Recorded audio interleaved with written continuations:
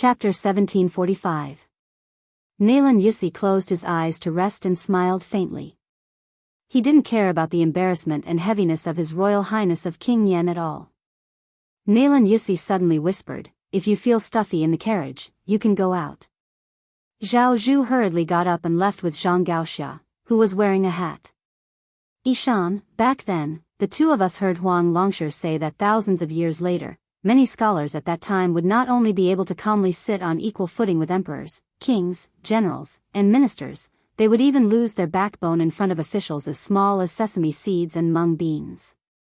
They would truly regard officials as their parents. I laughed. "You were angry. You used 20 years to teach your closed-door disciple to be a hero instead of a mighty lord. In the end, you died just like that, and your ashes were scattered outside the Northwest Pass." You laughed. I was angry. I could guess Huang Longsher's selfishness. He, Huang Sanjia, calculated people's hearts. There was a paladin who made him lose once. He felt that he could turn the tables after his death.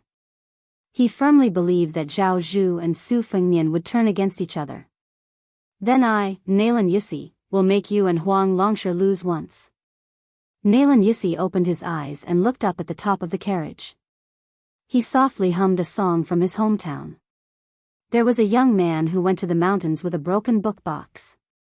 There was a little girl who came from the mountains with the fragrance of orchids. Nalan Yusi lifted the curtain, and the spring breeze brushed his face. He narrowed his eyes and looked at the northeast. "Chao Chongqing, you and I are bitter, but you are still luckier than me." Nalan Yusi suddenly put down the curtain and suddenly reached out to cover his mouth. After spreading out his palm, he looked down at his bloody hand and muttered to himself, "But we are all young men." Outside the southern gate of Liang capital, the wide official road that connected to the imperial road in the city had been empty since 4 hours ago. The whole city was waiting for one person. Waiting for one person to attack the city. The city was full of iron armor. On this day, the elites of the 4 armies of the capital were all gathered here. Facing that green-robed man, they were still facing a great enemy. There was a green-robed Confucian who was walking slowly on the official road less than half a li away from the capital. He was alone, holding a go box in his hand. He stopped and sat down. He didn't face the number 1 city in the north. Instead, he sat cross-legged with his back to the east. The black box contained the white stones, and the white box contained the black stones. He placed the 2 boxes of old court objects that he had found in West Chu's chessboard waiting for the imperial edict in front of him. They were separated by a chessboard, and the boxes were already open. Thinking back to those days, the state preceptor Li Mi once said after getting drunk, "There is only one outstanding rock in the world, and I, De Chu, alone have 8 parts, and Chao Dei alone has 8 parts." How could such a person not be proud of himself? He sat upright and still, with 2 fingers together, reaching out to the go box in front of him, but he didn't play a go piece. He just smiled and looked across, as if someone was playing go with him. The green-robed Confucian scholar with white sideburns had a gentle look in his eyes as he said softly, "You go first, Black." The clear sky that had been clear for thousands of miles immediately turned into a storm. Apparitions appeared in the sky above Great Peace City. As the 4 words left the mouth of this Confucian scholar, a black stone jumped out of the snow-white go box slightly further away. It drew out an ethereal trajectory and lightly landed in the center of the invisible chessboard. First move was Tianyuan. A very unreasonable first move. But an even more unreasonable scene was that a brilliant pillar of light came down from the sky above Great Peace City and landed on the ground. An earthquake that hadn't occurred in 100 years seemed to occur in a grand city. The world shook. Countless tiles on the eaves of all the halls and pavilions, including the Martial Hall of Great Peace City, started to move. The green-robed Confucian scholar picked up the glowing white go piece with 2 fingers. His eyes were full of mirth as he lightly placed it on the chessboard. At the same time, the second pillar of light came as expected.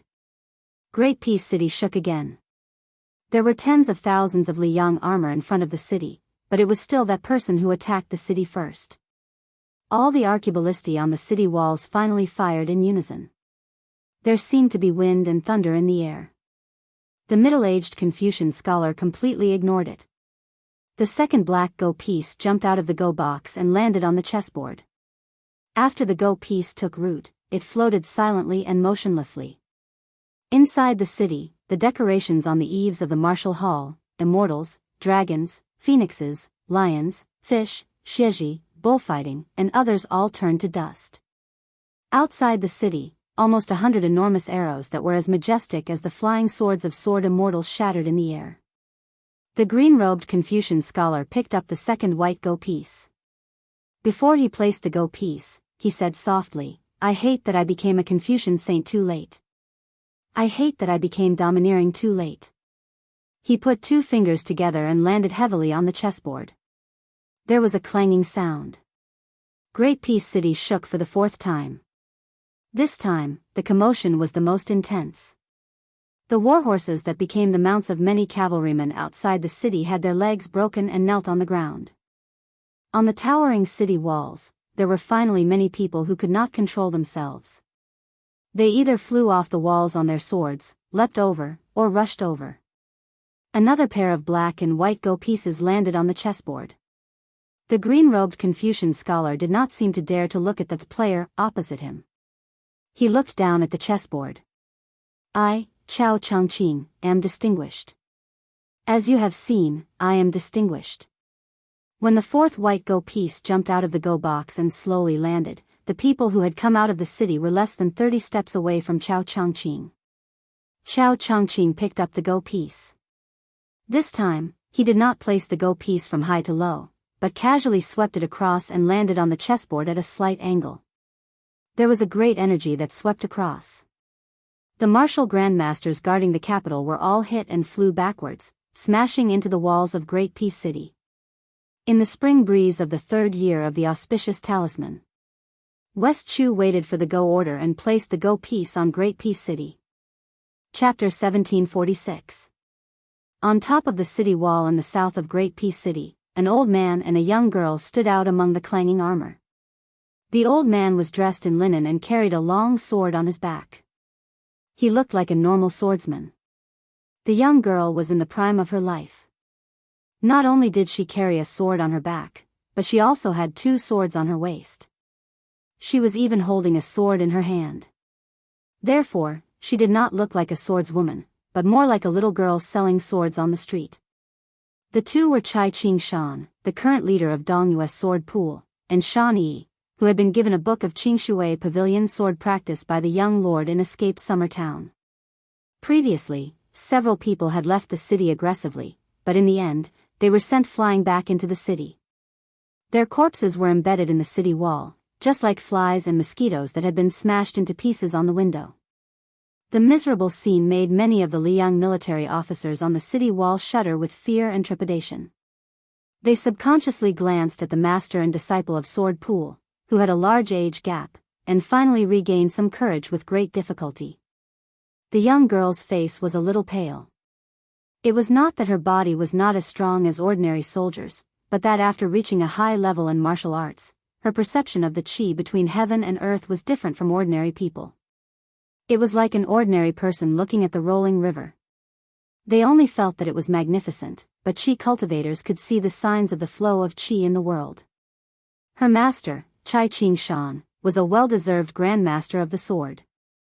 Since he had chosen her as his closed-door disciple, it was natural that he had taken a fancy to her outstanding talent. When he was chatting with the old master of Wu family's sword tomb, he was quite conceited and said that his female disciple's talent in the sword was second only to Jianghu, the empress of West Chu. The young girl, whose names sounded like 321, only felt that she was standing on top of the city wall of martial emperor and would be smashed to death in the next moment.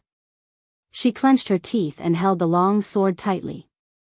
Her delicate body was on the verge of collapse.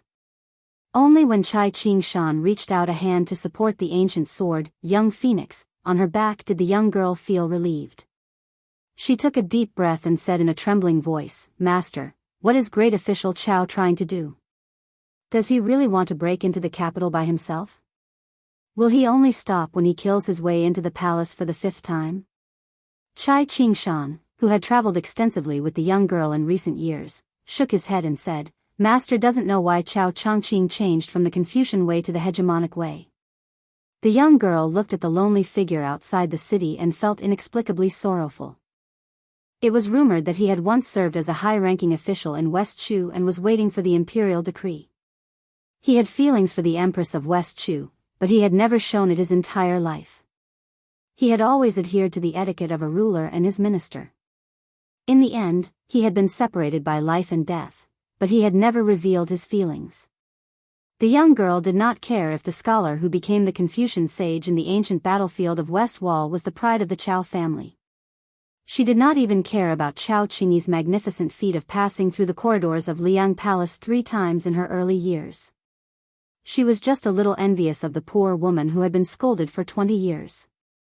Even though she was written in various unofficial histories as an unbearable vixen and the chief culprit of the destruction of Dechu, the young girl only thought that if she died one day, it would be nice to have such an infatuated person still thinking about her after death. Thinking of this, the young girl sighed softly. She raised her arm and patted her chest with the body of the incomplete new sword, White Python. There, separated by the thinning close of spring, was a yellowed script, Green Water Pavilion. That was probably where her heart was at ease. It was also the reason why this was the first time she had truly practiced the sword seriously after leaving Biyao. That young man was tall and slender, so when he spoke to her in the summer town at the foot of Wudang Mountain, he had to lower his head. Although his smile was warm, he only thought of her as an innocent Jianghu girl, a Jianghu junior who did not care if they would meet again after brushing past each other. She did not like this. As Chao Changqing once again placed a piece on the chessboard, a rainbow light as thick as the pillar of the Hall of Martial Heroes rapidly descended from the sky.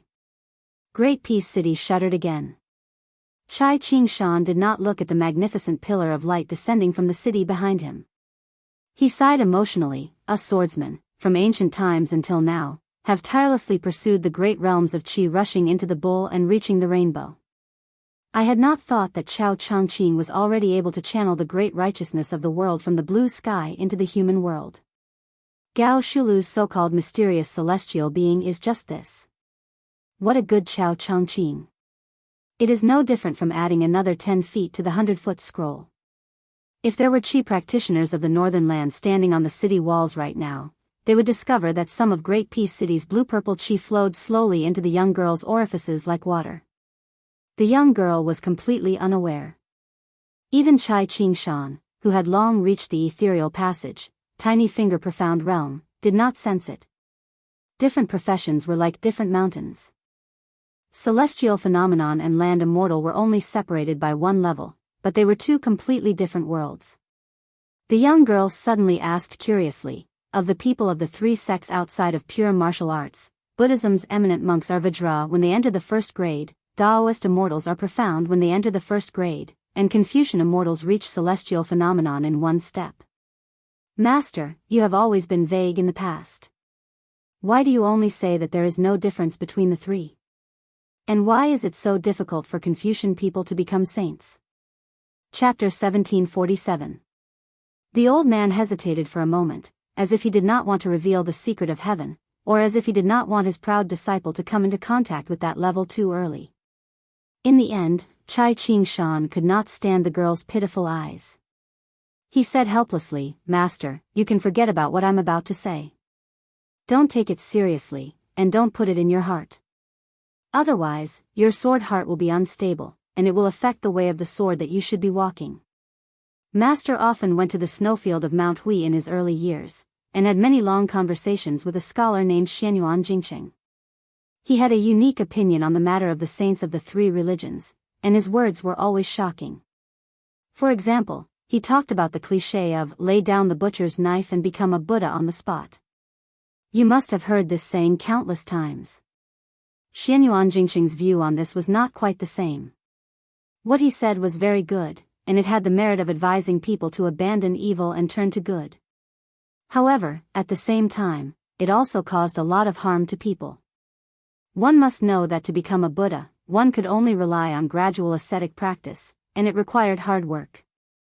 Just like the saying, the writings of the heavens are miraculous. This saying was naturally very reasonable, but to many others, it was very unreasonable. Xianyuan Jingxing had said that many pioneers, especially those scholars who had turned from nomads to tycoons in the past 1,000 years, all of them pursued the three immortals advocated by the saints of the Zhang family. Xianyuan Jingxing opened up a new perspective on this, not because he disagreed with the teachings of the saints, but because he lamented that the later generations had gone astray. He gave an example of burying a child and worshipping his mother. This action was undoubtedly in line with the virtues of filial piety, and was praised by countless people. However, Xianyuan Jingxing asserted that this person was destined to have a hard time achieving good results. If there was really an afterlife, and if there was really heaven's will in the underworld, then this person was destined to suffer the wrath of heaven and not be able to transcend. All living things in the world nurtured humans. According to common sense, an eye for an eye. Humans should repay the heavens and earth. The Taoist saints had long left behind 3,000 words to warn the later generations. Heaven and earth are not benevolent, they treat all living things as straw dogs. This was to say that the heavenly axiom was selfless, and not the so-called shallow, unbenevolent and unjust, that some people mistakenly thought. Xianyuan Jingxing very much agreed with the 4 words heaven and earth are not benevolent, but at the same time he also said that they were scholars, and it was precisely because they knew that they could not go against the will of heaven and earth that they had to go against the current, and set rules for heaven and earth so that everyone could be content with it. Therefore, using the 5 words of benevolence, righteousness, propriety, wisdom and trust as a framework, it finally extended to the incomparably soul-stirring sentence, set your heart for heaven and earth, set your life for the people, inherit the lost knowledge for the past saints, and establish peace for all ages. However, my disciple, think about it carefully. If there are gods in this world, do they need us to tell them what to do? Taking a step back, is the peace of the world really in accordance with the rules of the cycle of the heavenly axiom? Therefore, the truly wise people of the Confucian school, especially those who have ascended to the ranks of the Confucian saints, do not worry about themselves or their future generations. All of them have an impassioned heart, and do not hesitate to burn jade and stone with the heavenly axiom. All of them are generously going to their deaths. The young girl made an "oh" sound. After the old man finished speaking, he repeatedly sighed, and all sorts of feelings welled up in his heart. Chai Qingshan smiled and asked, "Do you understand?" The young girl grinned and said confidently, "I don't understand at all." The old man could not help but laugh, and rubbed her head, "I don't need you to understand. It's good to be muddle-headed. Life lasts for 100 years, and it's easy and carefree. Otherwise, it's too tiring to live with a heart full of depression. For us swordsmen, it's enough for us to be able to cry out against injustice." Chai Qingshan said softly, "After going to Biyao and seeing the desolate scenery of the border with your own eyes, you'll know that the carefree and happy life of the people of Jianghu is too weak to stand up to scrutiny. However, my disciple, you don't need to be so disgusted with Biyao because you want to fight for justice. Let me tell you, if there really is a day when the Beimang army breaks through the border of the 2 Liao provinces, the countless people in this city who are cursing Biyao today will also disregard their own safety and die as they wish. Even if the Beimang barbarians fight all the way to Guangling River, they won't be able to walk as if there's no one there. Instead, they'll only be flanked by the cavalry's hooves and the people of Liang who have died in battle. The people of Liang revered martial arts and chivalry. Since ancient times, there had been a saying, the scholars of the Central Plains travel north to study, while the wanderers of Liang go south to uphold justice. The latter often relied on martial prowess to violate prohibitions. This was why the countries of the Central Plains led by De Chu had always viewed the people of Liang as uncivilized northern barbarians. However, in the past 20 years, especially after Gu Jiantang resigned from his post as Minister of War and entered the Liao Kingdom, along with Su Zhao's Biyao cavalry guarding the border with Beimang, Beimang was unable to take even half a step south. The entire Central Plains was filled with singing and dancing, while the smoke in the south only reported peace and no worries. In addition, countless scholars entered Liang, and the imperial court promoted the imperial examination, opening the Dragon Gate for the poor scholars of the Shu clan. Just the imperial college in the capital alone accommodated nearly 30,000 scholars from all over the world. Scholars flooded in like carps crossing the river, as well as the gathering of tycoons from all over the world. In a short 20 years, Tian City was no less prosperous than Dechu's capital in the early years. The late Emperor Zhao Dun spared no effort in promoting scholars in the imperial court. At that time, other than Zhang Lu and Gu Lu, where the two peaks faced each other, almost all of the Green Party officials in the capital were scholars. A large number of young scholars were able to enter the imperial court, and the literary Gangnam-do provided a large number of talents to the imperial court. Even the large number of remnants of West Chu, led by Sun Shiji, the grand preceptor of West Chu, put aside their national enmity and chose to serve Zhao Dun. In contrast, the generals in power were almost all old people without exception. The Liang imperial court, after 20 years of recuperation and following the example of their superiors and subordinates, had already displayed a pattern of having more scholars than warriors. If it were not for the restlessness of Guangling Dao and Bailiang due to West Chu's revival of the country, perhaps even Ma Zhongxian, who was a meritorious member of the Liang sect, would not have been able to become the Jidushi of Jinggan Dao in this lifetime. It was true that the current Liang sect was flourishing on the surface, and even the rebellion of West Chu had been suppressed. However, even Chai Qingshan could see that the situation was delicate. The young girl had never been interested in the general situation of the world. She pouted and said, "But I still feel that Bailiang is more pitiful." The old man smiled and said, "Master did not say that Bailiang is not worthy of your protest. I just hope that you will not be too vicious in the future and will not casually vent your anger on the innocent. Do you know why Master admires that young vassal king more and more?" Upon hearing that the young vassal king was young, the originally absent-minded girl's eyes immediately lit up. She immediately had an inexhaustible spirit, and her face was full of vigor. "Master, quickly say it." "I'm listening." The old man was quite helpless. He laughed and said, "I won't say it." The old man really did not say anything. Other than being a bit angry, it was more because outside the city, Chao Changqing's chess pieces were moving faster and faster. He had no choice but to concentrate and store his momentum. Today, he, Chai Qingshan, stood here with a long sword on his back, not to enjoy the scenery. The young girl curled her lips. Knowing her master's temper, she did not ask. Chai Qingshan squinted and looked into the distance. The old man's line of sight followed the waves of arrow rain from the top of the city wall and threw it at the figure in green. There were ballistae on the top of the city wall, and there were 6,000 elite archers below the city wall. There were 2 waves of arrows covering the sky and the earth. The old man had a strange thought for no reason. If the Bailiang Su family did not have any grievances with the Zhao family of Liang, that young vassal king would not have any complaints and would wholeheartedly be a loyal official, and the Zhao family's son would also have no doubts about him and would provide reinforcements to Bailiang. With the Central Plains as a shield, he would support the Bailiang cavalry and the 2 Liao border armies to fight against Beimang. How good would that be? If that Chao Changqing outside the city could be like Sun Shiji and many other West Chu survivors and enter the court as an official, perhaps he would be the Grand Secretary of Liang right now. In that case, there would be no need for Qi Yanglong of Shangyin Academy to come out and turn the tide. Inside, there would be Chao Changqing leading the Eternal Hui Old Spring and Xiangfu New Spring to strategize together. Outside, there would be 300,000 Bailiang cavalry and 200,000 Liao border armies.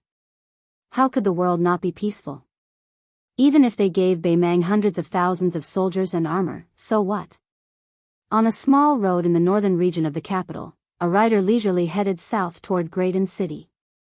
There was a stall by the road that seemed to sell everything, including dumplings and tea and wine. A young man and woman sat there, each with their head buried in the 2 large bowls of dumplings. The rider dismounted and led the horse near the table, asking, "Can I sit?" The young man glanced at him. "Since you didn't bring a knife, you can sit." Thus, Gu Jiantang sat on the long bench next to Su Fengmian and Jiang and I. After this pillar of the country that could overturn the world sat down, he smiled and asked, "Su Fengmian, you treat me to a bowl of dumplings, and I help you become the emperor. Do you want to do this deal?" Chapter 1748. Gu Jiantang's words were no less than his mind grenade. However, Su Fengnian was not surprised after hearing this. Without hesitation, he asked the waiter in the distance for an extra bowl of dumplings. He then asked with a smile, "A big bowl of dumplings is only 20 dumplings. The entire Liang is only 30 prefectures. One dumpling is worth one prefecture. General Gu, don't you think this is a big loss?" Gu Jiantang laughed it off and did not answer. He looked like a hungry traveler waiting patiently for a bowl of thin-skinned, meaty dumplings. Su Fengnian had been wolfing down his food, so the ginger paste naturally ate slowly. Su Fengnian was the first to put down his chopsticks and exhaled contentedly. His mouth was full of the taste of cabbage. Gu Jintang's expression was as calm as an ancient well. He looked at the young king calmly. There was a seniority difference between the two, but in the end, there was still a difference of spring and autumn. Among the 4 famous generals of the older generation, De Chuyi Baikue was the best at commanding troops. He had fought more than 70 battles in his life and had never lost a single one. Unfortunately, he only lost one battle in the end. Dongyue's consort Old Wang was the most talented in the spring and autumn. He could always turn something rotten into something magical. He was good at using surprise troops and always surprised people. He could win battles that he could not win, but he could also lose battles that he could not lose. Moreover, he lost in a way that baffled his opponents. Therefore, although he was the most talented, he had the lowest achievements. Su Zhao's personal strategy was the weakest, but he won in his perseverance and tenacity. He fought on despite repeated defeats. No matter how defeated he was, he could always rise from the ashes. Even if he was still dead, the Su family's military heart was still condensed. That was why he had the last laugh. Gu Jiantang and Qizheng were not as good as Yi Baikue and Wang Wang, but they had no shortcomings in commanding troops. Therefore, in this life, they had achieved brilliant results on the battlefield. Gu Jiantang entered the spring and autumn later than Su Shao, who left Liaodong with 800 old soldiers. In the end, he only had 2 achievements. Su Shao, on the other hand, had 6 achievements. Most of the military strategists and historians in the Liang imperial court did not think that Gu Jiantang was not as good as Su Shao in commanding troops. Instead, he lost because Su Shao early, Gu Jiantang late. Gu Jiantang can't manage at the right time. Gu Jintang's life story was thought-provoking. After he stayed in the capital to serve as the Minister of War, he scattered his old troops to various places in Liang. For example, Kainan, Donggong, Huanggong, and the others all served as officials of the border. Although great peace cities Gulu and Zhangjiulu had a two-peak confrontation, it was always said that the blue-eyed man had the power to overturn the court. There was no such thing as Gu Jiantang covering the sky with one hand. And Gu Jiantang, as one of the top 10 martial arts masters in the past, never cared about the ranking. He also never went to Martial Emperor City to compete with Wang Xianji. As the undisputed #1 saber user in the world, he would never raise his eyebrows at a sword-using martial arts master. In the past 10 years, other than when Chao Chongqing and Jiang Si joined forces to break into Great Peace City in the first year of Xiangfu, Gu Jiantang used his identity as a military official of Liang to stop them with the thunder of mind. There was no news of Gu Jiantang initiating a fight with anyone else.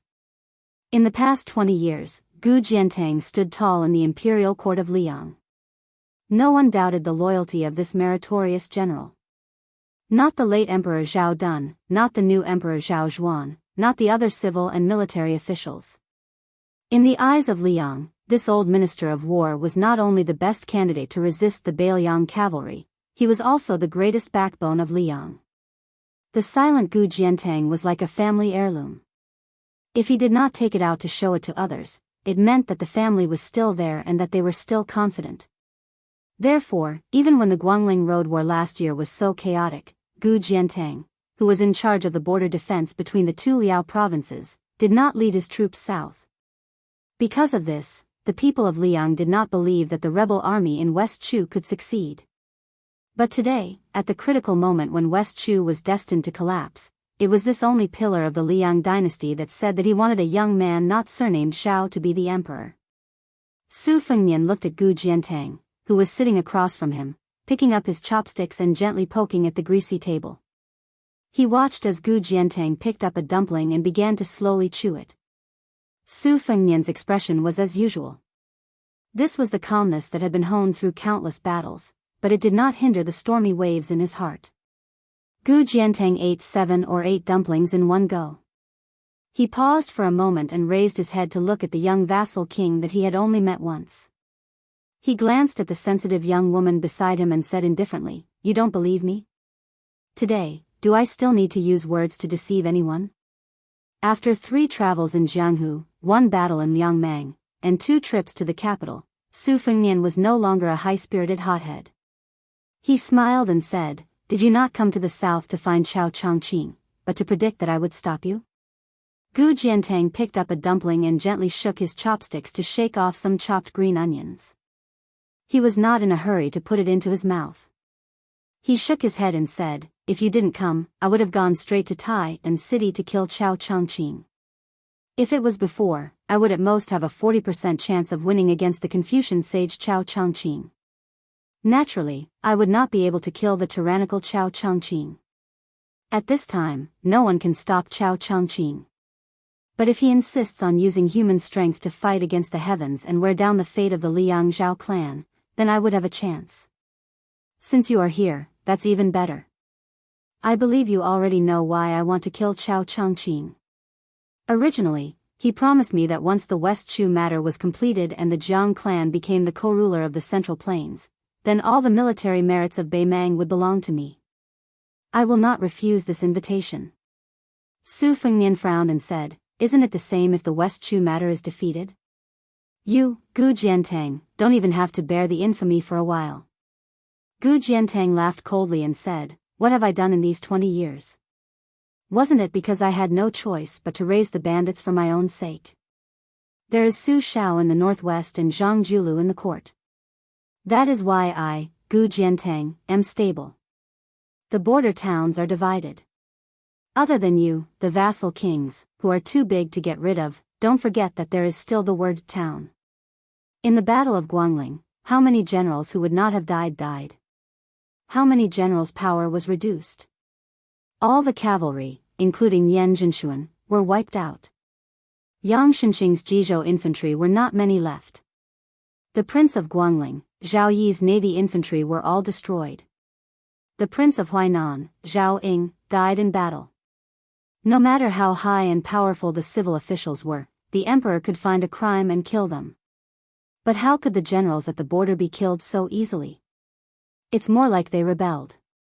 They have the capital to start a war and cause chaos, and they don't have the misgivings of being infamy in the history books. If I, Gu Jiantang, were the emperor, for the sake of the country in the long run, I would also emphasize the civil and suppress the military." Eating the dumplings, Gu Jiantang slowly said, "Do you think the previous emperor Zhao Dun did not make a move against me before his death? Let's not talk about my former subordinates Tang Taizuang, Tian Zong, and the others who entered the capital to become officials. Let's talk about Lu Xingxiang and Su Gong, these 2 people, who were obviously candidates to replace me. Su Gong replaced the emperor to patrol the border, Lu Xingxiang used the Battle of Guangling to accumulate experience. But why? It's nothing more than to prevent their merits from being too early. The real use of them is still to be used in the Battle of Beimang in the future. They still have a long way to go before their wings are fully developed. To put it bluntly, if you give them 10 or 20 years of military service, at most they'll only be the second Gu Jiantang. By that time, the situation in Liang will have stabilized. Asking them to remove their armor and return to their fields is much simpler than asking me, Gu Jiantang, to pack up and get lost. The strategy that Zhang Julu and Yuan Benshi formulated for the previous emperor is not bad. But as the person involved, how can I, Gu Jiantang, resign myself to death? Do I need to say more about how the Zhao family treats their meritorious officials? Gu Jiantang picked up another dumpling. He couldn't help but glance at the female emperor, De Chu, who was carrying a sword case on her back. He smiled playfully. "Su Fengnian, do you know what kind of reasons Chao Changqing and her used to convince me when they found me?" Su Fengnian's face was suddenly filled with anger. He gritted his teeth and said, Motherf asterisk cur. Did Chao Changqing agree to one of your sons becoming Empress? If that's really the case, I won't stop you. I'll be Gu Jintang's assistant. See if I don't beat Chao Changqing until he can't be domineering anymore. Under the table, one of Su Fengnian's feet was ruthlessly stepped on and crushed repeatedly. Perhaps he felt that one foot wasn't strong enough, so he lowered his body and stepped on Su Fengnian's feet with both feet. Gu Jiantang couldn't help but laugh. Chao Changqing wouldn't be so boring. Chao Changqing only said that he could let me flatten Beimang and that he dared to let me lead an army to complete a feat that even Su Shao couldn't accomplish. The reason was very simple. When Chao Changqing was alive, no matter how great my military achievements were, I couldn't rebel because Chao Changqing could die together with me. Even if Chao Changqing died before me, when the time came to unify the Central Plains and swallow up Beimang's Dechu, there would still be someone. As long as I dared to plot against him, there would still be someone who could single-handedly kill me, Gu Jiantang. Moreover, that person would definitely live longer than me. Therefore, no matter how powerful the Gu family was, it was destined to be peaceful for the next 50 years. As for the specific situation after 50 years, the Jiang and Gu families were simply following the will of heaven. Since that's the case, I don't have any worries and I'm not afraid of shocking the master with my achievements. I'm well aware of how to choose Jiang family treats Yi Baikue and how Li Yang's Zhao family treats Su Shao. Su Fengnian rubbed his chin and smiled. That's more like it. Looking at the smug fellow, Jiang and I, who hadn't finished eating the dumplings, slammed his chopsticks on the big white bowl. Su Fengnian didn't feel guilty at all. Instead, he stared and said, a bowl of dumplings costs 5 copper coins. There are still 6 dumplings in the bowl. Don't you feel bad for wasting a copper coin? Anyway, I didn't bring any money. You can pay the bill later. Jiang and I was stunned at first, then he snorted coldly. However, he still silently picked up his chopsticks. Even Gu Jiantang, who had a heart as strong as iron, didn't know whether to laugh or cry. Gu Jiantang shook his head slightly and smiled. In the same way, you, Su Fengnian, are the emperor. Su Shao treated his former subordinates well, and you personally went to war. I, Gu Jiantang, am not afraid of what happens in life or behind. Su Fengnian sighed and muttered, being the emperor. Gu Jiantang picked up the last dumpling in the bowl and smiled. Su Fengnian, I'm very curious. Has Su Shao ever thought of rebelling in his life? Or has he ever thought of having you sit on the dragon throne? Chapter 1749. Su Fengnian did not answer the question, but asked, do you know how Chao Changqing convinced Wang Sui? Do you know how Wang Sui feels now? Gu Jiantang hesitated for a moment. The former is simple. Wang Sui has always been unable to let go of the Dongyue royal family, which has become Liang's lackey. Chao Changqing should have promised him that in the future, he would be able to become an official or even a minister. As for the latter, it's hard to say. Maybe Wang Sui will really help Beimang invade the Central Plains in anger. Maybe he will be so depressed that he can only stay in one place and fight with you and me on the battlefield as a general. After all, he and I are mortal enemies. He also has a lot of resentment for the Su family's destruction of Chuanqiu. Su Fengnian sighed, no one can let go of Chuanqiu. Gu Jiantang, who had finished eating the dumplings, put down his chopsticks and looked at Su Fengnian. Su Fengnian came back to his senses. If there are no accidents, Beimang will go south this autumn. I will try my best to persuade Wang Sui not to be a troublemaker even if he doesn't cooperate with you and me. Gu Jiantang nodded and said in a low voice, that's the best.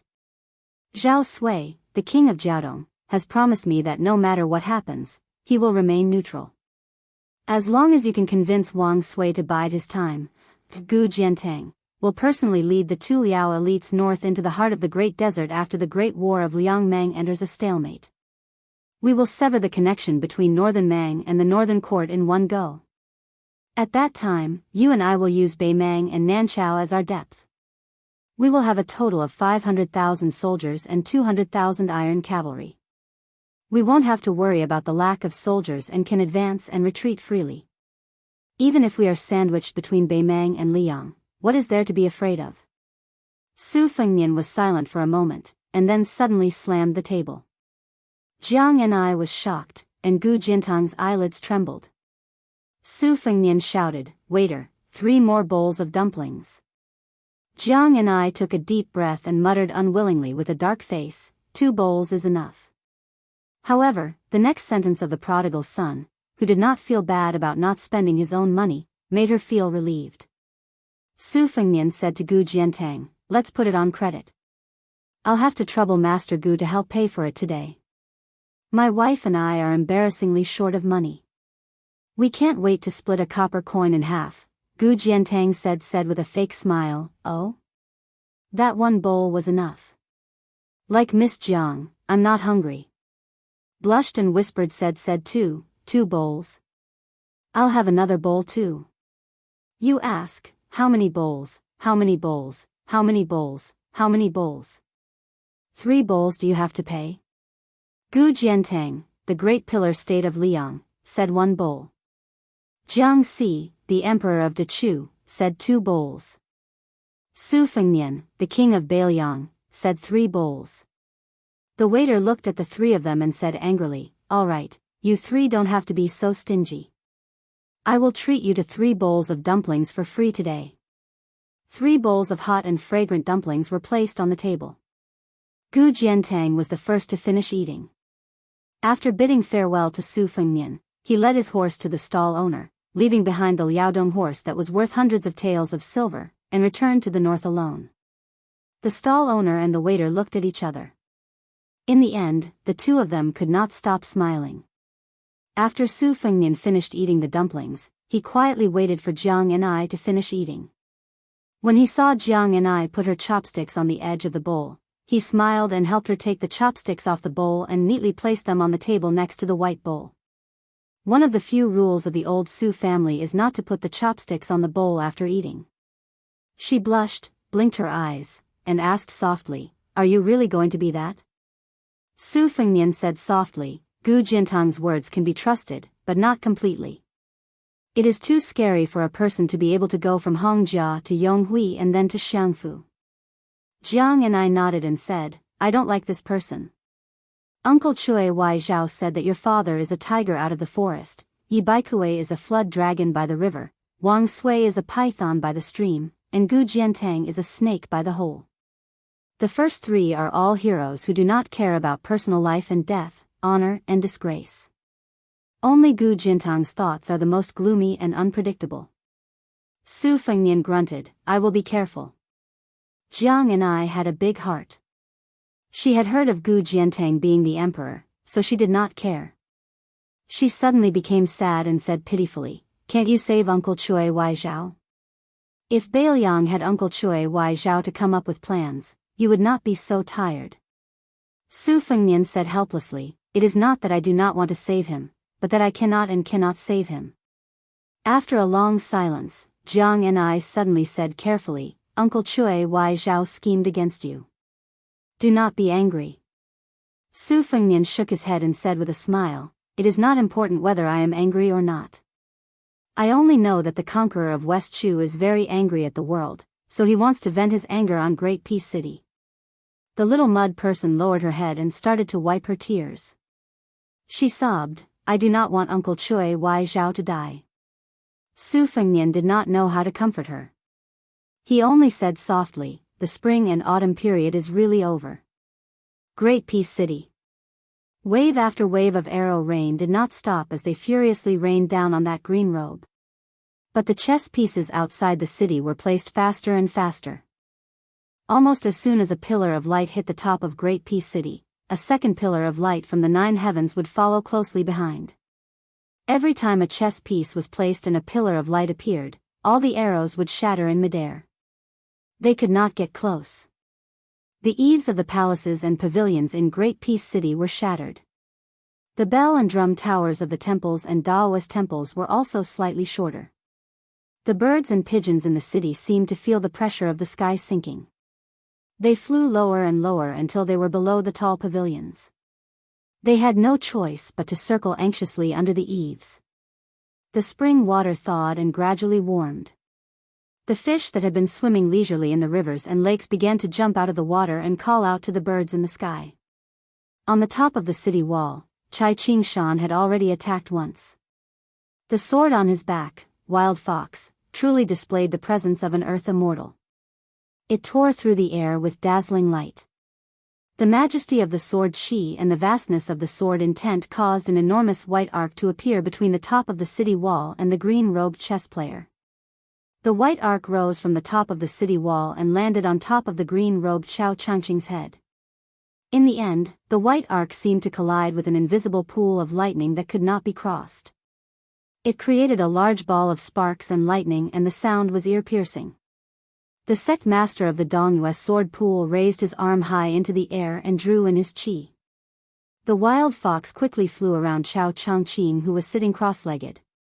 Unfortunately, no matter how great the commotion was, the flying sword could only fly around like a headless fly. It was unable to get within 10 meters of Xiao Changqing. Chapter 1750. When the flying sword could not bear the weight and broke, Chai Ching-shan swallowed the blood that had surged to his throat. He took a step forward and pointed forward with 2 fingers. He shouted, "Borrow the sword." The long sword on the young girl's back instantly flew out of its scabbard. Like a young serpent coming out of the water, a green energy as thick as the mouth of a well smashed forward. The presently young river and lake had not reached the stage of withering incense, but people with eyes could see that it was turning from prosperity to decline.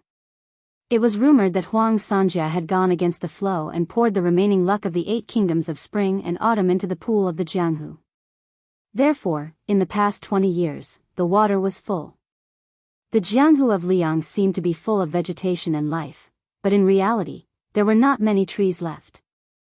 The liveliness would not last long. In this city that was the most virtuous in the world, Gu Jiantang and Xia Guining were no longer in the city.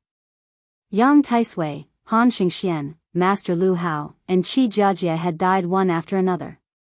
The qi cultivators of the imperial astronomer had almost all died.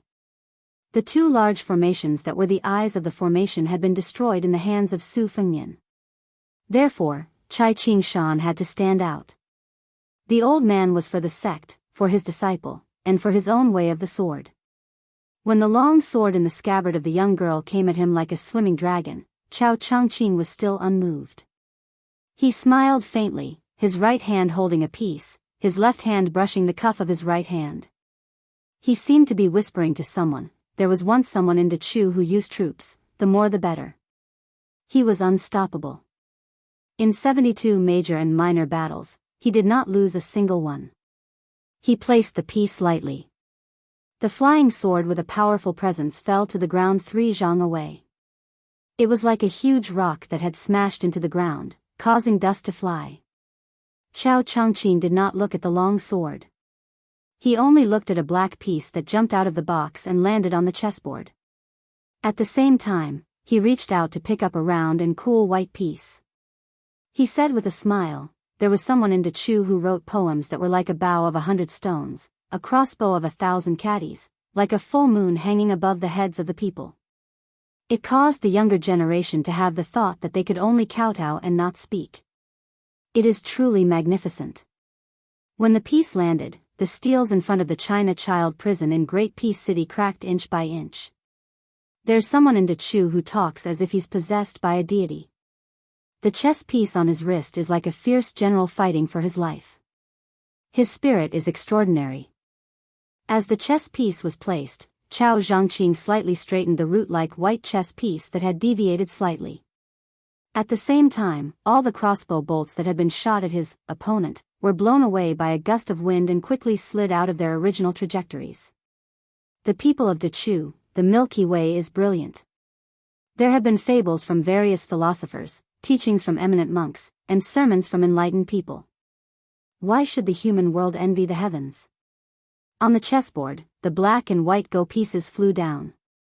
The old ancestor of the Wu family's sword tomb, Wu Jian, finally made his move. This family's sword path leader, whose family's sword art was the world's sword art, did not descend from the top of the city walls. From the outer city to the imperial city, all the city gates opened at the same time. Then, a thin but extremely long sword chi went from north to south, all the way south. This wisp of sword chi had the momentum of 1,000 riders crashing into each other. After Chai Qingshan attacked, he did not turn his head. After Wu Jian attacked, he still did not turn his head. Chao Changqing said softly, "In the spring and autumn, the wind and rain are turbulent. Some people cry, some hide from the rain under the eaves, some use umbrellas. Only De Chu will not hide from the rain. I would rather die in the rain than live under someone else's roof." The sword chi paused slightly when it was 3 zhang away from Chao Changqing. Then it suddenly exerted force and charged out 2.5 zhang. The sword chi didn't dissipate until it was 20 feet away. When the second sword chi came out of the city, a pillar of light coincidentally hit the head of the old man at the gates of the imperial city. The old master of the Wu family sword tomb raised his hand and shattered it with a wave of his sleeve. His face paled slightly and the ground he was standing on caved in. The old man with his back to the gates of the imperial city slowly walked out of the large hole and stepped out. There was a straight line from the front of him to the imperial road south of Great Peace City. The crack that appeared on the ground was like a long sword. This sword was not more than an inch wide, but it was several li long. In this moment, the sword chi was about to leave the city. Chao Changqing had coincidentally placed a piece closest to the chessboard in front of him. At the beginning of the imperial road inside the city gates, a pillar of light fell down like a long sword cutting a snake. Wu Jian, who had left the city with the sword chi, stood at the gates of the city. He did not have a sword in his hand but made a sword-drawing posture. He shouted, "Chao Changqing. It is not easy to come by, turn back and be saved." Chao Changqing picked up a piece. This time, before he could place it, the piece at his fingertips shattered. A snowy white sword light appeared in the air to his side. Then there was the sound of an enormous collision like the morning bell and evening drum ringing in their ears. Everyone on the city walls and below the city walls widened their eyes. They saw dust fill the air where the indigo-robed person was sitting. It was impossible to see that person's figure. When the dust settled, everyone was on tenterhooks again. Chao Changqing had not died under that sword and continued to remain motionless. The earth where he was sitting had been shaved off several feet, so Chao Changqing was sitting in the air. The black and white pieces on the chessboard did not move at all. The white-haired middle-aged Confucian scholar finally raised his head. He did not look at the sword tomb family master in the northern city gate, but turned his head to the south. He said softly, "You are in this great Chu, whether you live or die, I am also here, always will be here." At this time, almost everyone's heart trembled. A woman in purple stood up from a tall building in Great Peace City. She lightly landed on the imperial road. Her body leaned forward slightly and she started to run out of the city. Her form, will, energy, and spirit were all at the peak of the world. Even the Wu family sword tomb old ancestor standing at the end of the imperial road had to avoid her. He let her charge out of the city. Chao Changqing placed his piece extremely slowly this time. The purple robe, purple aura, and purple rainbow charged to within 10 feet of Chao Changqing. Xinyuan Qingfeng on the snowy plains of Mount Hui. The purple robe crashed within 10 feet and then stopped. The woman's fingers were like hooks and were only 2 or 3 feet away from Chao Changqing's head. Chao Changqing, who was indifferent to this, leaned forward, one hand holding his sleeve to avoid messing up the chessboard. When this piece landed, the sound was especially crisp. The sound of the piece landing softly sounded on the chessboard. She was sent flying backward, her body tumbling in the air. Xinyuan Qingfeng's back was pressed against the city wall. Her eyes were cold, her elbows pressed against the city wall. Her knees were a mess and blood seeped out of the corner of her mouth. The blue-robed Confucian scholar, who had been defeated at some point, sat quietly where he was. He bit his lips and shook his head. The Confucian saint of Dechu, Chao Changqing. He finally said something he had not said for 20 years. "This world says that you caused the fall of Dechu. I, Chao Changqing, do not agree. For the first time since he came to the city alone, he raised his hand high and then placed a piece heavily on the chessboard. The clouds tumbled as they descended together. The sky of the central plains dropped 100 feet. Chapter 1751. There were countless lofty mountains and precipitous ridges in the southern border. Someone was skimming across the peaks of the mountains. There was always a swift and fierce flying sword following him like a shadow. He suddenly stopped on the branch of a towering tree at the peak of the mountain and looked up. The flying sword also stopped chasing him at the peak of the mountain before him. It hovered in the air and hummed slightly. An average-looking middle-aged man stood near the flying sword. He also looked up at the sky and sighed. Then, he stood on one leg like a golden rooster. He lifted one leg and bent down to take off his hemp shoe and shook it. The man in a scholarly robe who had been chased all the way from Great Peace City to the deep mountains and forests of the southern border laughed and said, "Dong Tai, oh Dong Tai, Chao Changqing is seeking his own death. The Empress of West Chu, Jianghu, has also left the capital of West Chu. Not long later, even you will be able to feel the collapse of the great pillar of fate of West Chu. At that time, other than Tantai Pingjing, that old woman, who replaced me and stole a part of it, there will only be Chen Jibao and Zhao Zhu who will benefit greatly. As long as Chen Jibao absorbs half of the fate of West Chu, as the most important person supporting the dragon, let's see how you, Dong Tai, will kill me."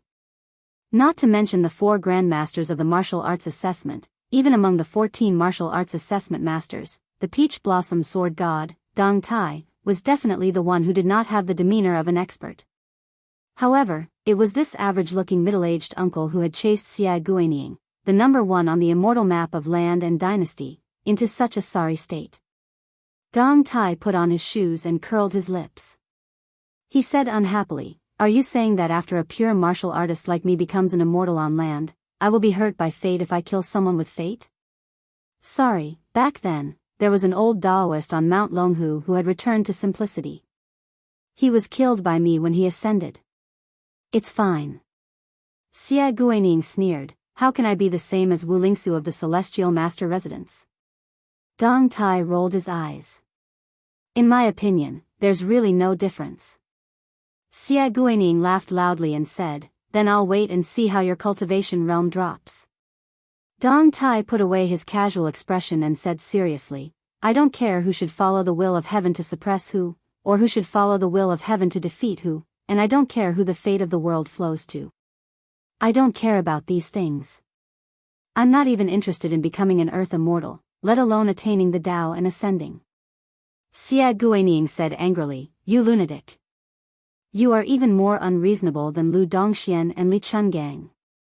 Dong Tai turned his head to look at the flying sword, which was made of ordinary materials. He laughed heartily and said, "I, Dong Tai, have the 3-foot sword by my side for the rest of my life. It's enough." Xia Guining clearly felt a monstrous murderous aura. It disappeared in a flash, and he fled even faster than before. The mountain under Xia Guining's feet was flattened by the sword.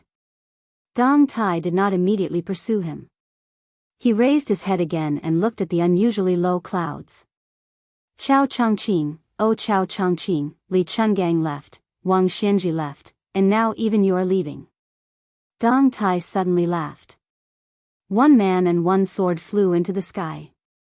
They passed through the clouds and arrived above the sea of clouds where the sun shone. Dong Tai stood cross-legged on the flying sword. He raised his head and looked at the golden sun in the sky. Dong Tai was bathed in the golden light. He stood on the flying sword and was lost in thought. In the end, Dong Tai gave a thumbs up to the sky and slowly turned to the ground. Dong Tai said loudly, "I, Dong Tai, am already here in this life. In this life, I am already here. What can you do to me? Who dares to ask me, Dong Tai, if I can use my sword?" No immortal in the heavens could answer this question. On the ground, Xia Guining muttered repeatedly, "Lunatic, lunatic deng. Chao Changqing is a lunatic. You, Dong Tai, are also lunatics." An official wearing a golden embroidered robe walked up to the top of the city wall with a straight face. He was in the prime of his life, just over 40 years old. If it had been during the Yonghui era when the Liang court was stable, he would have been an eye-catching existence. At the age of 40, he had become a second-rank official, the head of the Ministry of Justice. How could he not be proud? His surname was Liu, and his name was Io. He was born as a Jinsher in the 8th year of Yonghui. Compared to Yin Maochuan's famous Yonghui Spring, he was a few years later. Liu Io's talent was not obvious. His family was unknown, and he only had a very poetic name. However, Liu Io's personality was ridiculed by Tai and City as a stubborn rock in the latrine pit. He had been the vice-director of the Ministry of Justice for almost 10 years and sat on the cold bench for almost 10 years. In the end, in the first year of Jianghu, he was promoted to a doctor. Last year, he was promoted to assistant minister. This spring, in fact, it was only 3 days ago that he was promoted to minister of the Ministry of Justice of Liang. In addition to being in charge of the 4 departments of the Ministry of Justice, he also held the power to kill all the people of Liang in name. He was secretly responsible for the issuance of the embroidered copper fish pouches. The people who followed behind Liu Io to the top of the city wall all had embroidered copper fish pouches hanging from their waists. Among them, there were 36 famous swordsmen, 18 blade masters, and 14 fist masters. The appearance of Liu Io and this group of Jianghu masters was close to 70 people. Immediately, the originally devoid of the aura of spring on the city wall added a bit of the austere aura of autumn. Liu Io was a weak scholar, but even if he stood together with the Wu family's sword tomb elder, Chai Qingshan of the Dongyue sword pool, and Xianyuan Qingfeng of the Great Snow Plateau, his aura was not inferior. Wu Jian stood behind the arrow battlement with his hands behind his back, his expression serious. Chai Qingshan borrowed a second sword, Green Fox, from the young girl Shan Yi. He stood with his sword in hand and closed his eyes to rest. The purple-robed man sat directly on the battlement with his arms crossed and squinted his eyes to look into the distance. Liu Io faced the 3 martial arts grandmasters who were strong enough to look down on nobles and said calmly, "The 68 people of the Ministry of Justice are willing to fight for a chance for the 3 of you. I hope that the 3 of you can cooperate sincerely. We can't let that West Chu Chao Chongqing continue to run amok in the capital." Wu Jian was silent. Chai Qingshan nodded slightly. Only Xianyuan Qingfeng sneered and said, "The reason why I acted was because Chao Chongqing was worthy of my action. Are you worthy of ordering me around?"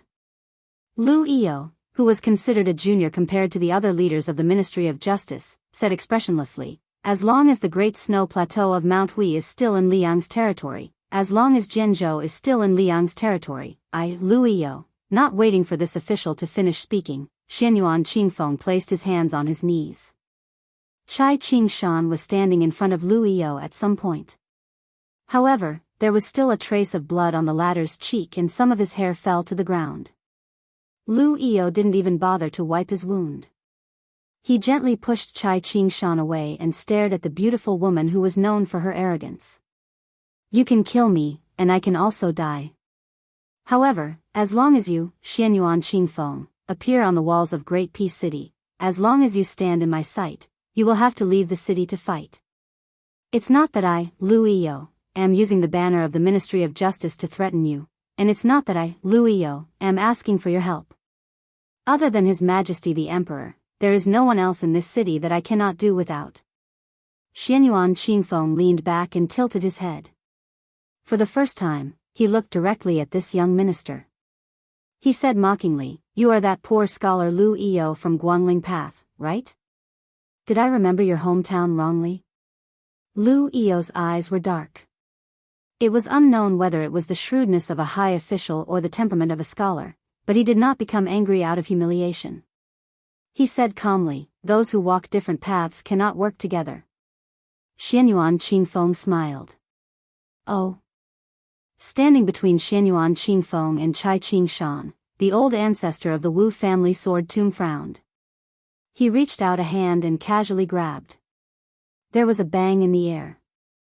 He turned his head and said sincerely to the purple-clothed woman who killed people at every turn, "Little girl, if you don't change your personality, you won't be able to be number 1 in the world." For some reason, Xianyuan Qingfeng felt more respect for this old man. He was very cold to Chai Qingshan of the Dongyue sword pool. After hearing Wu Jian's kind reminder, she did not comment. She turned her head and continued to look outside the city. The qi in her body began to circulate rapidly. Her aura increased dramatically, and her purple clothes fluttered. She sat on the city wall like a unique scenery of the Jianghu. It seemed that no one in the Jianghu understood what this woman was thinking. Why did she suddenly become the patriarch of the Xianyuan family in the Great Snow Plains? Why did she go to the Guangling River to stop Wang Xianji? Why did she challenge the new Prince Liang in Great Peace City? Why did she go out of the city to fight Chao Chongqing today? Perhaps she was like a crazy child who did not grow up without parents. She was unwilling to be reasonable in everything she did. However, her cultivation was too high, and she had risen too quickly. Her opportunities were also too good. Therefore, no one had the qualifications to make her a graceful lady from a respectable family. Xianyuan Qingfeng looked up at the sky. Above her was a sea of clouds. The entire Central Plains were like this. She narrowed her eyes and felt slightly sad. She also liked someone, but she did not know how to let him know. It seemed that she did not dare and was not willing to let him know. Then she would let him remember her name. No matter where he went in the Jianghu, the battlefield, or the court, there would be stories of her deeds in the world. Since he could not be like her father who only liked her mother, then she would rather have nothing. Xianyuan Qingfeng suddenly flew out of the city wall. She did not care about the cooperation of the experts of the Ministry of Justice, nor was she willing to work with Wu Jian and Chai Qingshan, the two grandmasters of the sword. She came to Great Peace City alone, and she left Great Peace City alone. The purple robe once again charged towards Chao Chongqing. She was impassioned and did not fear death. Even Lu Yi couldn't help but be impressed when he saw this scene. If there was a woman like this in the world would not be lonely. Chao Chongqing's lips curled up. He ignored Xianyuan Qingfeng's charge and smiled slightly. He looked at the chessboard. If you do not know in your dreams, how can you know in your life? A long time later, in the Jianghu where there were only Yu Dilong and Go Yufang, there was actually a promise of 10 years that no one knew about. Chapter 1752. Every 10 years, she would come out of seclusion on time and sit alone on the rooftop of the missing moon tower in the Great Snow Plains. She would wear a purple robe and take out a jar of osmanthus wine from under the osmanthus tree, waiting for someone to fulfill their promise of 10 years. After the third time, it was the fourth time. That day, it was raining heavily, and he did not find her. She failed to fulfill her promise. There was only a jar of osmanthus wine on the rooftop, allowing the rain to beat against it. Outside the window, the rain was heavy and the wind was strong. The woman in purple sat in front of the dressing table. The woman in the bronze mirror already had white hair. It was better not to see her. Her skirt was tied in a small knot. Beside her feet was an umbrella that she had treasured for more than 40 years. She lay on the dressing table and fell asleep. She seemed to be having a beautiful dream. She was smiling. There was an old man who didn't look old. He entered the house without knocking. He put away the wet oil paper umbrella, stood at the door, and asked with a smile, "It's raining heavily outside. A lot of fish are going to drown. Do you want to go take a look?" She slept and did not wake up. Everyone in Great Peace City saw an absurd scene. The woman in purple had clearly crashed into Chao Chongqing in West Shu and had clearly passed by him. However, Chao Chongqing remained sitting in his original spot, while Xianyuan Qingfeng stood in her original spot a few dozen feet to the south of Chao Chongqing like an old monk in meditation. Chao Chongqing did not look sideways.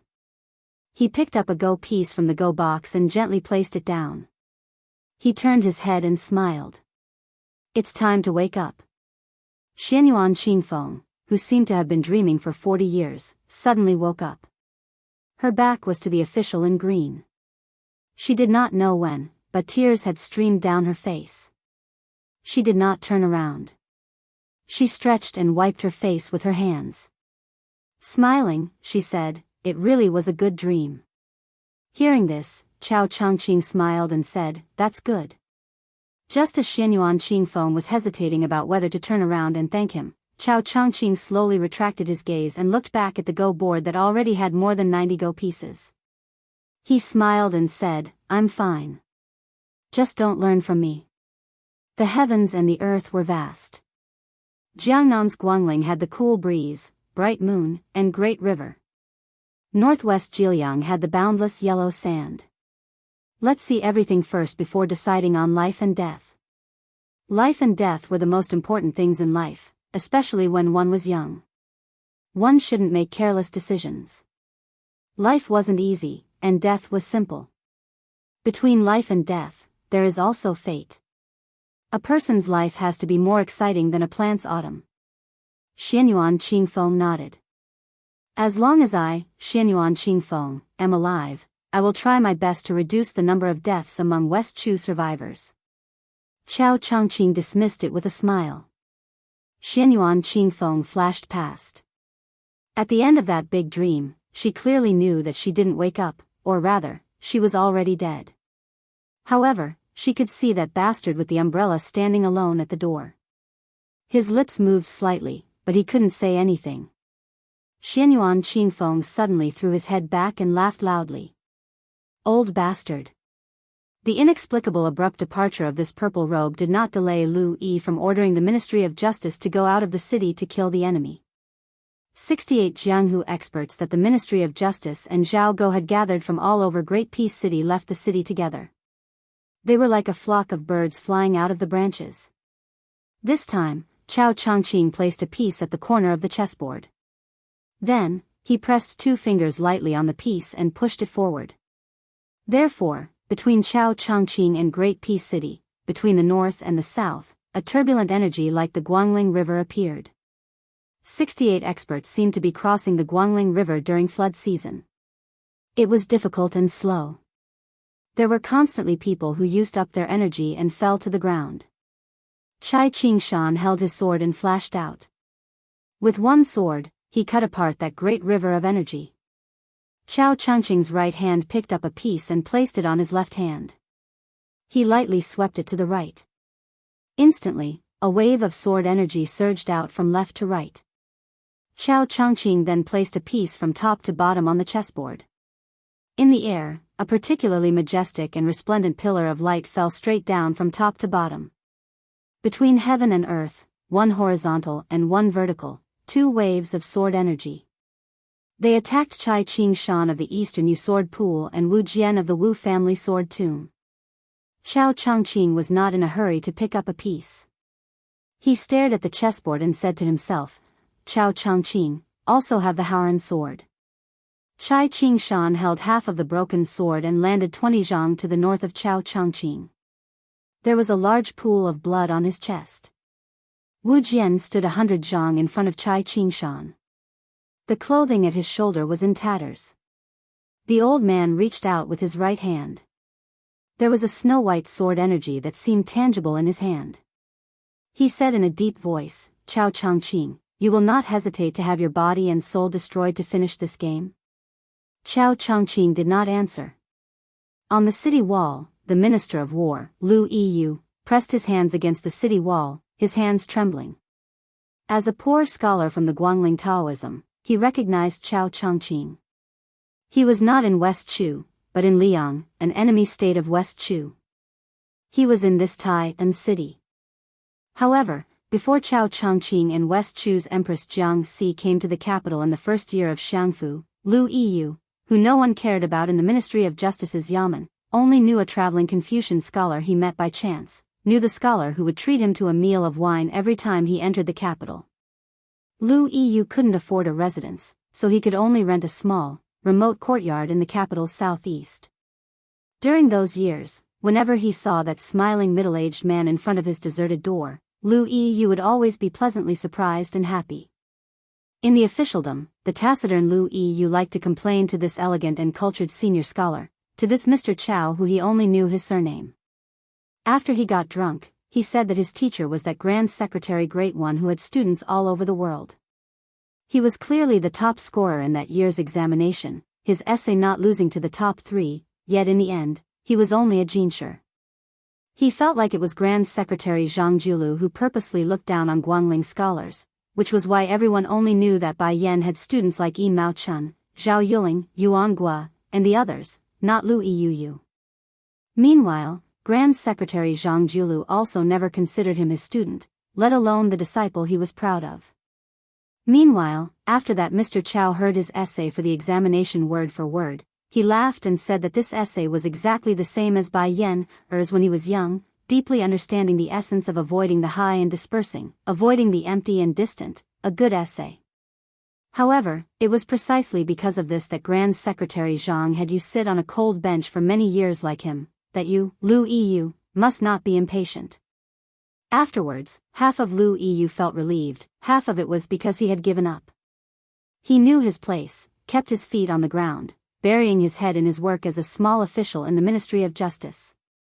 However, what left him completely disheartened was that even when the Grand Secretary's reputation was in tatters, when he risked universal condemnation to pay him a visit, all for the sake of a teacher-student relationship, that Grand Secretary not only refused to meet him, he even had the gatekeeper pass him a message. Who is Lu Yu? I, Zhang Julu, have this type of disciple? I don't remember. That evening, Lu Yu returned to his simple and crude small courtyard, dead drunk. However, after that Grand Secretary died, after he was promoted to Assistant Minister of the Ministry of Justice, Qi Yanglong found someone to give him an extremely ordinary scripture, only saying that it was something he accidentally flipped through in someone's house. Lu Yu discovered that there were 2 old examination papers that were already turning yellow inside the book. It was no more than 1,000 words, but there were actually 16 comments totaling more than 500 words. At the end was that sentence, "Good talent comes out of Guangling, can also become a pillar. I should carefully nurture him for the country. When I die, he will be of great use." Lu Yu's eyes were moist. He did his best to keep them open, standing on the city wall, staring fixedly at that green-clothed man. "Mr. Chow, I was born into Chu, I do not dare forget my roots. Therefore, in the future, I will seek peace in the imperial court for the sake of all the West Chu survivors. Mr. Chow, as Zhang Julu's student, I do not dare forget your kindness.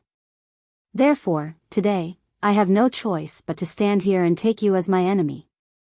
Qiao Chongqing suddenly turned his head to look at this Minister of Justice who was rapidly rising in Liang's officialdom.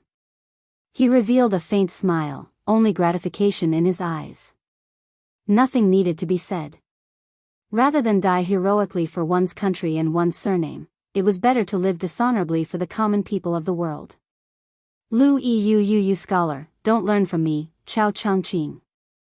Qiao Chongqing once again sat upright and still, facing the chessboard, unable to take his eyes off it. Silent and motionless. Heaven and earth resonated. Heaven and man forgot. Chapter 1753. In Tai and City, Sun Yin, the arrogant scholar who had once again found an excuse to ask for leave and not go to the yamen for the roll call, galloped madly out the door. He first found the small bookcase of the imperial astronomer, then pulled the youth with him and rushed straight to the Hanlin Academy. After finding the only 10th Dan of the Liang dynasty, Fan Zhangho, he asked for 2 boxes of chess pieces and picked a room near the window to store miscellaneous items. He pulled Fan Zhangho and the youth supervisor to squat on the floor and began to review Qiao Chongqing's game. The supervisor was responsible for explaining where Qiao Chongqing's pieces were placed. Fan Zhangho followed the order of placing the pieces and at the same time explained the mystery behind them. However, the further they went, especially after 20 moves, whether it was Fan Zhangho or the youth supervisor, they all said that the person who played black first was mediocre. The first 10 moves could be considered passable, but it was also because they were familiar with the exquisite moves of the older generation of West Chu players. According to this person's level, not to mention entering the Liang chessboard to await the imperial decree, even Sun Yin himself would be able to win. Ignoring Sun Yin, who was being mocked and ridiculed, he sank into deep thought. Fan Zhangho grabbed a handful of black and white chess pieces with one hand and was ready to place them down at any time. His other hand held his chin and his brows were tightly furrowed. Sun Yin muttered to himself, Chao Changqing, as the #1 official in the world, is this the last game of his life, just like this? Against such a mediocre player, he was able to tangle endlessly for 100 moves? Fan Zhangho didn't say anything. The youth supervisor sneered, what do you know? Can you see how many moves the black pieces have made? Chao Changqing's opponent was clearly a crappy chess player who only knew how to memorize. He was probably someone who frequently came into contact with West Chu players. From Li Mi, who was known to make West Chu players shout, heaven above, to Wang Qingxin, who was publicly known to only let Li Mi go first, and then to Gu, who lost a piece to Wang Qingxin. All along the way, it could be said that all of the proud moves of the West Chu players had been forcefully used by the black player in this game. Coincidentally, with this hodgepodge of unreasonable moves, the black and white was actually a tie. Therefore, it could be said that Chao Changqing, who was playing white, did this on purpose. Otherwise, who in the world would dare to play Chao Changqing's first move? My grandpa Jian Jing can't, Huang Longsher can't, no one can. Even 1,000 years later, no one could. Sun Yin looked at Fan Zhangho. The latter nodded lightly. Sun Yin slapped his forehead, speechless. Great Peace City was still trembling. After each earthquake, Fan Zhangho would accurately place a piece under the direction of the youth from the imperial astronomer. Fan Zhangho suddenly raised his head and asked, it's about to end. Are you not going to say hello? The youth pretended not to hear and muttered, the mysteries of heaven cannot be revealed. I still want to live a few more years, and leave this city to go out and see. Sun Yin's ears were sharp. Hearing this, he couldn't help but tease, you brat, not only do you have a foul mouth, you're also very slippery. The youth with the nickname Little Bookcase mocked, Little Cat, I don't even want to talk to you. Kid Cat was an unconventional nickname given to Sun Yin by the young man. He tore down the Sun character and translated the Yin character. Fan Zhangho messed up the game and said with a smile, let's not play this game.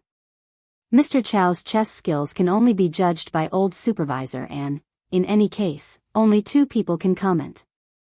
As to how Mr. Chao is outside of chess, it's not something we can comment on. Sun Yin stared at the youth who was not wearing the robes of an official but was dressed in white. The latter hesitated and glanced outside the window. In the end, he said, the Zhao family of Li Yang has lost much of their destiny.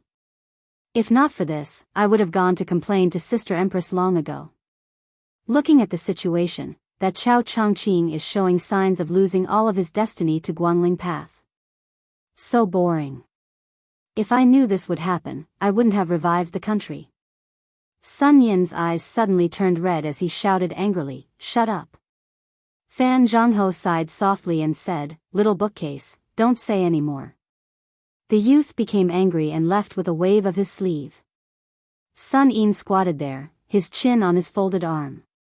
He said to himself, Chao Changqing wants to let Li Yang know that, whoever wins Guangling wins the world. Fan Zhangho nodded. It's a good thing. Guangling Path will have fewer deaths. Sun Yin said with a wooden expression, feelings naturally can't be eaten as rice. But without feelings, it's like cooking without seasoning. Every meal is plain white rice with tasteless vegetables. Over time, there really won't be anything to chew. Some tastes can make your eyes fill with tears, make your teeth chatter, and make your liver and gallbladder break. This is probably feelings. Fan Zhangho silently began to pack up the chess pieces. Sun Yin asked, why do you mock those who have feelings? Fan Zhangho thought for a moment. People who are too smart don't like to have feelings. People who are too simple and stupid can't have feelings. That's why both don't like this thing. Sun Yin grinned. I should be the former. Fan Zhangho slowly put the chess pieces back into the box. He smiled. I should be the latter. Sun Yin's eyes suddenly became as sharp as knives. Then Huang Longsher? Fan Zhangho's expression was normal as he asked in response, then Su Fengnian? The two smiled at each other. They did not overdo it. They were light. The sky shook and the earth shook. This time, the shaking was especially intense. The two people in the room fell to the ground at the same time and then felt suffocated. Dust poured down from the roof beams. Sun Yin lay on the ground with his arms and legs spread out. Fan Jianghu continued to pack up the chess pieces. Outside Great Peace City, in front of Chao Changqing, in the black and white chess boxes, there was only one chess piece left. Wu Jian of the Wu family sword tomb and Chai Qing-shan of the Dongyue sword pool could not break through that one zhang of distance. Chao Changqing remained calm. Great Peace City was shaken again and again. There was no one in the cavalry outside the city who could ride on horseback. How could they charge and kill? The archers outside the city had spasming arms. There were no arrows in their quiver, so how could they rain arrows? Chai Qing-shan was bathed in blood even though that indigo robe had not intentionally attacked him. Wu Jian's palm was a bloody mess and white bone could be seen. Chai Qing-shan spat out a mouthful of blood and grimaced. First, I saw Su Fengnian receive that sword, and then I saw you, Chao Changqing, being as immovable as a mountain. This life is almost over. Chao Changqing, if you get up and enter the city now, I cannot stop you. I will not block the way here. Chai Qing-shan turned and slowly walked back to the city gates. His back was bent and he looked old. Wu Jian, who had been standing between Chao Zhangqing and the city gate, made way for him. He sighed and said, although I still have the strength for one sword strike, I definitely won't be able to block it. My Wu family's sword tomb has been extremely benevolent to the Central Plains. It's time to stand aside and watch. After all, if we keep the last bit of power, it may be useful in the future. As Chao Changqing stopped playing chess, heaven and earth fell silent. Chao Changqing smiled as he looked across. The last black chess piece finally jumped out of the box. It seemed that the person holding the black chess piece was somewhat hesitant. It swayed back and forth, unwilling to land. Or it could be said that it did not know where to land. Chao Changqing leaned forward slightly. He held the chess piece with two fingers on one hand and extended a finger with the other to point at a certain spot on the chessboard. He said softly, "You might as well place it here." Sure enough, the black stone landed on that spot. Chao Changqing put down the hand holding the chess piece. He smiled but did not say anything, as if he had admitted defeat. More than 200 black and white chess pieces hovered in the air. Chao Changqing closed his eyes. You won. But I, Chao Changqing, never felt that I had lost. This game of chess was the proudest game of my life, Chao Changqing. The corners of Chao Changqing's mouth curled up slightly. He suddenly waved the sleeve of the hand holding the chess piece. The chess piece went from south to north. After entering the city, it charged along the long imperial road, smashing through the gates of the imperial city, the gates of the palace, and the gates of the hall of martial heroes. Only when it smashed through the dragon throne that the previous emperors of Liang had sat on did the chess piece turn to dust. Chao Changqing opened his eyes. His face was covered in tears, but there was no sorrow on his face. He slowly extended a hand in front of him. It was only at this moment that the old green robe was soaked in fresh blood. A cool breeze blew through the world. It blew away the stench of blood, and also blew away the wind. Chao Changqing's fingers began to dissipate. Then his arm, and then his body. The black and white chess pieces also vanished. In the end, that blue robe could no longer be seen outside Great Peace City. There was no more Chao Guanzi in the world. Chapter 1754. The rain was the worst during the Qingming festival. On the Beiliang Posthouse Road in the drizzle, large groups of Yuzhou cavalry were constantly rushing to the Liangzhou Pass. In addition, the cavalry troops in Liangzhou who had come to reinforce Qingzhang City had yet to return to their station, which meant that almost all the main forces of Beiliang, especially the cavalry, had surfaced and become the absolute main force in the next battle of Liangmang. It would evolve from a siege battle to an unprecedented large-scale cavalry battle. In the fierce collision between the nomadic civilization in the north and the agricultural civilization in the Central Plains, One was active and the other was passive. The former relied on the advantage of the number of warhorses to invade the pass, while the latter relied on the crossbows in the city to defend. In history, countless cities outside the Great Wall and near the border had been submerged in the tide of cavalry. In the sound of horse hooves in the north, the words isolated city and slaughtered city followed closely. As a result, in the past 20 years, countless civil officials would secretly daydream in the imperial court, thinking that if the two elite cavalry troops of Liang, hundreds of thousands of Biyao cavalry troops and nearly 100,000 border cavalry troops of the two Liao provinces, could sincerely cooperate to fight against the enemy and compete with the Baimang barbarians on horseback, what a magnificent scene it would be. In Yanji County, which bordered Yuzhou and Liangzhou, on a muddy road, two horses stopped at a fork to make way for a caravan of merchants. The young man was wearing a green robe, with a cold saber hanging from his waist, and his mount was one of the few warhorses in the Yuzhou army. The woman in white was carrying a long cotton bag on her back and a saber hanging from her waist. The young man stopped his horse to make way for the caravan, and the woman of the same age next to him was as beautiful as a fairy. This made the head of the guards in the caravan, who was in charge of clearing the way, tremble in his heart. He hurriedly told his subordinates to pass a message to the arrogant guys in the caravan behind him, who were used to speaking dirty words, telling them not to be unscrupulous just because they had some connections with the Biyao frontier army. A young man who dared to openly hang a new cold saber on himself was definitely not someone that the second or third-rate members of the Fish Dragon gang could provoke. Perhaps it was because of the leader's warning that although the caravan guards' eyes were burning, none of them dared to flirt with the woman or whistled at her. The caravan slowly moved forward. Suddenly, a rider turned around and galloped over. The handsome young knight stopped his horse a dozen steps away from the man and woman. With a bright smile, he cupped his fists and said to the woman in white, "I'm Chen Jinjai from the Fish Dragon gang. May I know your name, miss?" "Don't worry, miss, I don't have any evil intentions. It's just that I couldn't stand the instigation of my friends. They made a bet with me that I definitely wouldn't be able to find out Miss's name. If they lost, they would have to treat me to green ant wine for half a year." The handsome young man from the Fish Dragons grinned and said considerately, "Miss, if it's inconvenient for you to tell me your name, just name it." Unfortunately, even though Chen Jianjai took a step back, the woman was still indifferent. She looked at him calmly, without the shyness of an ordinary girl from the Central Plains facing a lecher, or the anger of a Baliang girl facing a foreign playboy.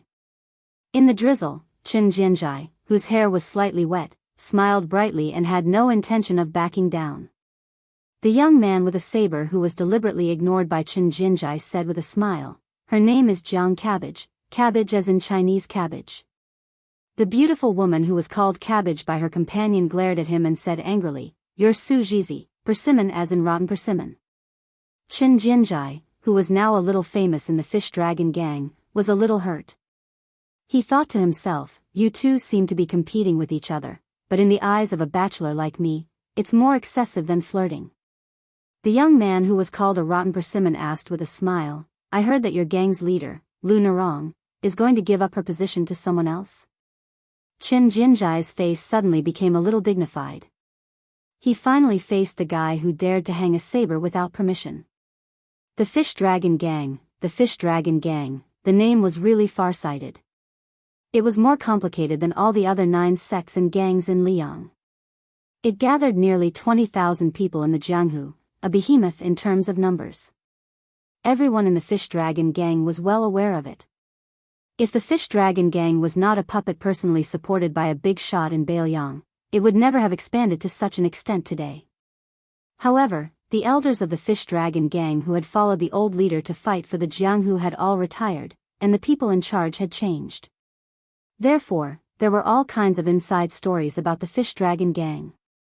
Some said that the former Lingzhou provincial governor, Su Beiji, had promoted the originally unknown maid of the Fish Dragon gang to be the empress of Baliang's Wulin.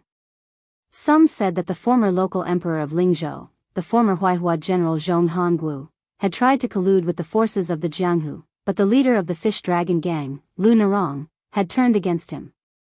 She had climbed up Mount Qingliang and used the old general's head as a sign of her allegiance. Nowadays, there were even rumors that Luanai Rong was actually a private pet of Wudong Courtyard. The implication was that Luanai Rong did not have the qualifications to preside over the future of 20,000 men and horses. A large faction could flirt with the government, but she absolutely could not marry into a high family and become a concubine. Therefore, the undercurrent was surging. It was under these circumstances that the news of Luanai Rong's resignation as the gang leader spread. Qin Jianzhai, as a rising star of the fourth batch to join the Fish Dragon gang, had complicated feelings about this matter.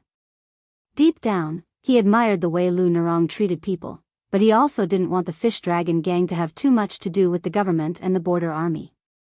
The Jianghu was the Jianghu, and the people of the Jianghu would do what the Jianghu did. Otherwise, in the Second Battle of Liangmang, once the war outside the Great Pass was in an emergency, the more than 20,000 people of the Fish Dragon gang would have to fight for their lives outside the Great Pass. Putting their lives on the line was something that small gangs would do when they had no territory and no money. Now, the Fish Dragon gang was deeply rooted in Biyao and vaguely had the momentum of a military town. Moreover, it was located in Lingzhou, which was far away from the border and had a relatively weak garrison. Qin Jianzhai believed that there would be many people who were active in the Fish Dragon gang. Chapter 1755. Qin Jianzhai's long silence made the man with the saber laugh. He no longer had the patience to continue waiting. He turned his head and told the woman to go. He squeezed the horse's belly and the two of them rode past Qin Jianzhai. Qin Jianzhai did not stop them from leaving. He slowly turned his horse around and stared at the two figures who were heading into Liangzhou. They were Su Fengnian and Jiang Ni, who had just entered Yuzhou from outside Jibei Pass. Jiang Ni glanced at Su Fengnian without showing any expression. There were many versions of the Fish Dragon gang's sudden appearance in the Jianghu of the Central Plains. She knew that when he went to Beimang, he seemed to have come out with a group of Fish Dragon gang members. Su Fengnian, who had guessed her thoughts, smiled and said, "When I was young, I didn't have to worry about life and death. When I was younger, I often heard my mother telling me that the girls in the world were cute and pitiful, and that I should take care of them. So, I always thought, why wouldn't I like such a good girl? If I could have her, why wouldn't I? In the past, I really liked to collect the ancient people's rare calligraphy. For example, I spent a lot of money to collect the Tenli Spring Breeze calligraphy, Heavy Rain Relieving the Summer Heat calligraphy, High Branch Autumn Cicada calligraphy, and Early Clear Snow calligraphy, this set of calligraphy of the 4 seasons. Even the Frost Descends calligraphy, this set of calligraphy of the 24 solar terms, was only 3 short. At that time, I only cared about liking the women I liked, and they had to like me. I hoped that they would be like those precious and exclusive copybooks, all in my Wudong Courtyard. That way, the copybooks could be preserved well, without wind, rain, and insects, and the women could live without worries, without being homeless. Jiang Ni clicked her tongue and said, "I think Gu Jiantang was secretly happy when he wanted to help you become the emperor. Once you become the emperor, you will be able to have 3 palaces and 6 courtyards. The officials will cry and beg for help in finding concubines, and then they will say that this is inappropriate and happily accept it. What 4 seasons and 20 solar terms posts? Even 100 posts are too few." It was rare that Su Fengnian did not argue with her. He raised his head and squinted his eyes, as if he was feeling the coolness of the hazy drizzle. He said to himself, later, "I found that all the women in the world who are worthy of my affection can live well without me. Perhaps they can even live better without me." No matter how chaotic the world outside Wudong Courtyard was, it was not necessarily worse than that small courtyard with no wind or rain and walls on all sides. How could the notes of those inanimate objects? How could he confine them to Wudong Courtyard or Qingliang Mountain like a pavilion? Tide Hark is big, but Jianghu is even bigger. It was only later that I realized that if I could start over again, I would probably still like them in my heart, but I definitely wouldn't flirt with them anymore. For example, Xianyuan Qingfeng of the Great Snow Plains was living a carefree life. Yu Yue was also living a carefree life as teacher Ji Shang in Shangyin Academy. But there are some people I do not regret. For example, I brought Qin Yu to Beiliang and saved Zhao Fengya from Graydon City. I did not have any bad thoughts about them. I just wanted them to live for themselves. Jiang and I said angrily, "You are right. But I know that I can't out-talk you." Su Fengnian quickly changed the topic. He sighed, "If your chessmen waiting for the imperial edict could have held real power in Dechu's army earlier, instead of staying in a corner south of Guangling River, my father might not have been able to win the Battle of the Western Wall." At that time, both sides were fighting to see whose last breath was gone first. If Chao Chongqing took over Yi Baikui's position, Dechu's last breath would still be there. "This time, my master, Chao Zhongqing, and you were the reason why I was able to come to an agreement with Wang Sui and finally connect the entire Liao, northern Ji, northern Liang, and western regions together. The three of you have contributed greatly.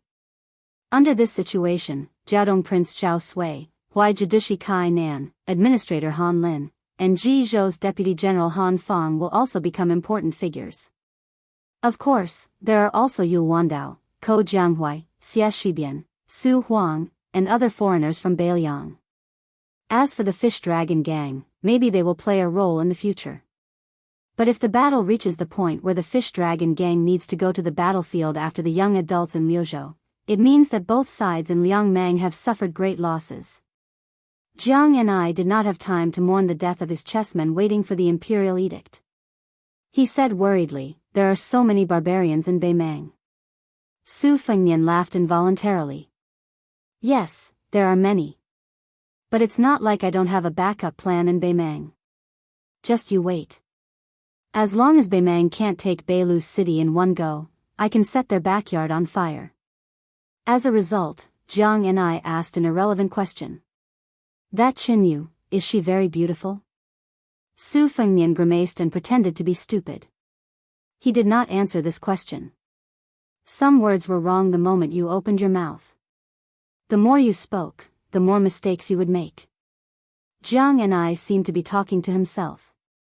"How beautiful is this woman who was called a beauty by Yan Ji, who was hiding a mistress in a golden house? If I have the chance, I must pay my respects to her. Alas, I'm afraid I'll feel ashamed when the time comes." Su Fengnian suddenly turned his head and said, "Although I know this request is too much and you won't be happy when you hear it, I still have to say it. If one day I'm not here, you take them away from Beiliang. The farther the better." Jiang Ni's face was full of anger. He said bluntly, "I can't do it." This answer was completely within Su Fengnian's expectations. As a result, he did not show any strange expression. Su Fengnian rubbed his stubbled chin and said self-mockingly, "When I think about how if I die on the battlefield, I won't be able to see you guys again, I feel very depressed." After teasing, Su Fengnian's expression gradually became serious. Wherever there were shining spears and armored horses, there would inevitably be corpses. After this year's spring, at most there would be a relatively peaceful summer. When the autumn wind gradually rose, there would probably be people dying outside Liangzhou Pass and all of Liuzhou. It would be too late to collect the corpses. Of the four grandmasters of martial arts, apart from the carefree peach blossom sword god Dong Tai, West Chu had Chao Chongqing, Beimang had Tuoba Bodhisattva, and Beiliang had Su Fengnian. The last three were all people who would die if they lost a great battle. At this time, Su Fengnian heard the little mud man say something that he would never have thought of even if he cracked his head. Her words were not very auspicious, but her tone was very resolute. "If that day really comes, then wherever Su Fengnian's corpse is, I will stand there." Chapter 1756. Su Fengnian went back to Mount Qingliang alone. Jiang and I went to Mount Wudong, saying that he missed the vegetable garden there and that it would be too late if he didn't plant something while there was still some spring rain. Su Weisheng probably thought that Su Fengnian would go to north resisting town outside Liangzhou Pass, so she specially asked Fu Shui Room to send him a letter from home. The meaning was very simple and clear. No matter how urgent the military affairs outside the pass were, Su Fengnian had to go back to Mount Qingliang first. This matter was non-negotiable. Su Fengnian didn't know whether to laugh or cry at this. Of course, he understood his second sister's good intentions. She was afraid that because he had mustered so many people to bring back the little clay figurine, he would have a guilty conscience and not dare to see Wudong Courtyard's Lu Qingyan, the official consort of Northern Liang Path. In fact, Su Fengnian didn't have the idea of hiding from debt. Some things would be a knot in his heart if he didn't talk about it. If he talked about it, there would be a scar in his heart. There was no distinction between good and bad. However, when Su Fengnian left Beiliang, he had already thought about how to face Lu Qingyan. He didn't say that Lu Qingyan would be Beiliang's princess consort in the future. When Su Fengnian walked out of the Wudong Courtyard with her and arrived at the pavilion in the middle of Tidehark Lake, when she heard those 3 words, her smile was tranquil as she gently tossed a handful of bait into the lake. Then Su Fengnian, the young king who wasn't afraid of Wang Xianji, the king of Liang, the army of Beimang, and the fearless man who even dared to kill immortals, sat beside her a little uneasily. Lu Qingyan didn't say anything, and he didn't know what to say. The 2 young tiger kuei desperately rubbed against him. Su Fengnian glared at them fiercely. The 2 poor, little guys, were immediately scared and ran out of the pavilion. However, they didn't want to leave, so they could only lie under the stairs and lazily bask in the sun, waiting for their master to change his mind. Fortunately, the steward of the prince's mansion, Song Yu, helped the king of Beiliang out by saying that the deputy administrator, Song Dongming, had something important to discuss with him. Su Fengnian felt relieved and took his leave. Lu Qingyan stood up to send him off.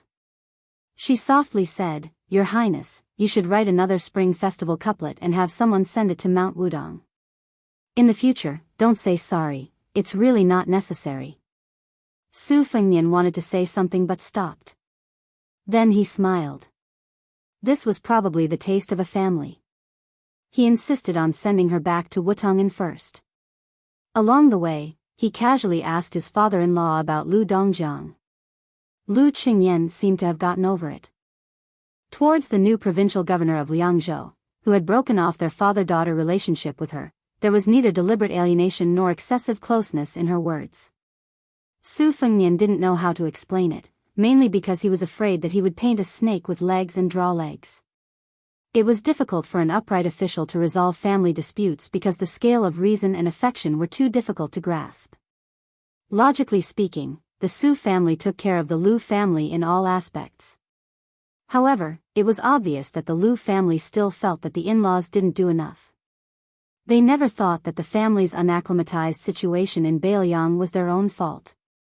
Instead, they thought that the support from Mount Qingliang was not enough, and that Lu Qingyan didn't give him enough pillow talk.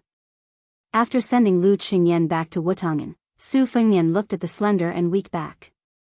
He hesitated for a moment and finally made up his mind. Then he followed Song Yu to Song Dongming's government office, which was located halfway up the mountain. Unexpectedly, Song Dongming stood at the door to greet them. After Su Fengnian and the deputy administrator of Beiliang took their seats in the government office, Song Dongming told them the reason without waiting for the officials to serve them tea. It turned out that after Lu Dongjiang was promoted to the governor of Liangzhou, he promoted more than a dozen children of the Lu family to the provincial governor's mansion. Moreover, some of the appointments were related to the 4th-grade official position. They should have been approved by the governor's mansion before they could take effect. However, it seemed that Governor Lu wanted to act first and report later. To be honest, Song Dongming did not nod or shake his head about the resignation of the former governor of Liangzhou, Tian Peifong, and the filling of the vacancy by Lu Dongjiang. If he were an ordinary official, he would have roughly figured out Deputy Administrator Song's bottom line. Su Fengnian was silent. In the final analysis, the crux of the problem was not the Liangzhou officialdom, which had just changed parents, or even Lu Qingyan and Lu Dongjiang. It was Su Fengnian himself. In the past 2 years, he did not have a good impression of the Lu family. However, when he did not make a clear statement on many things, no one in Beiliang could understand his thoughts. Therefore, they could only tolerate and compromise. Especially when they recruited the children of the Lu family to be officials with real power in Beicheng, the officialdom of Beiliang naturally did not dare to underestimate the Lu family. Especially when Lu Dongjiang was unexpectedly promoted, it undoubtedly fueled the arrogance of the Lu family. Song Dongming's expression was calm, but he could not help but feel a little depressed. Originally, he wanted to make friends with Lu Dongjiang. He did not expect that this famous scholar of Qingzhou, who was famous in the Central Plains, would be so insatiable that he might disrupt the situation in Liangzhou. Song Dongming knew that Biyao was against Lu Dongjiang's appointment as the provincial governor of Liangzhou. Therefore, Lu Dongjiang's action was tantamount to a silent slap to Song Dongming's face. Presumably, Biyao was watching the fire burn across the river. Su Fengnian sighed and did not say much to Song Dongming. He only said that the 3 appointments were temporarily put aside at the administrator's manor. He would personally go to the Liangzhou provincial governor's manor. Then, Su Fengnian changed the topic. He said with a smile that Administrator Li Gongda had also submitted his resignation, only keeping the post of northern supervisor. Then, Li Gongda recommended Song Dongming to be the second administrator in Beiliang's history. Song Dongming did not agree. He only said that Beiliang still needed Li Gongda, an experienced and reputable local official, to be the administrator. Otherwise, now that the provincial governors of Liangling and Yulu had been replaced by foreigners, if Song Dongming were to be promoted to administrator, it would be one disaster after another. It was inevitable that the local scholars of Beiliang would resent him. Su Fengnian did not press the issue. He only said that Song Dongming should think it over. After leaving the Yamen, Su Fengnian went to the Liangzhou provincial governor's manor with a light carriage and a simple entourage. Sitting in the carriage, Su Fengnian's fingers unconsciously stroked the jade pendant with a dragon's tail hanging from his waist. It was not strange that Song Dongming would give up the position of administrator. Biyao, who had arrived in Beiliang later than Song Dongming, was now in a low position in Mount Qingliang. This Mr. White Lotus did not have a prominent official status, but he had gathered a group of like-minded young talents around him. Biyao only lacked a status. Once Song Dongming vacated the position of deputy administrator, there was no doubt that Biyao would take it. Obviously, in Song Dongming's eyes, the position of deputy administrator was like a dangerous pass. He could not give it to Biyao, who was eyeing it covetously. Otherwise, Biyao, who was justified, would truly rise in Beiliang's officialdom. Song Dongming was determined to sit in the position of deputy administrator for another 2 or 3 years. At that time, as long as the Battle of Liangmang came to an end, Beiliang's civil and military officials would reward him based on his contributions. Biyao, who did not have enough status, would not be a threat to him in the future. Su Fengnian smiled knowingly. He had no intention of exposing Song Dongming's dark thoughts. In fact, this was a good thing. It meant that Song Dongming was showing signs of taking root in Beiliang. As for whether he would treat Biyao unfairly, Su Fengnian did not care. Speaking of which, if Song Dongming could really provoke Biyao's competitive spirit, it would be a great thing for Beiliang. Chapter 1757. When Su Fengnian's figure appeared outside the gate of the provincial governor's mansion, the officials were scared witless. They hurriedly opened the gate to welcome the king of Beiliang. Su Fengnian walked in quickly.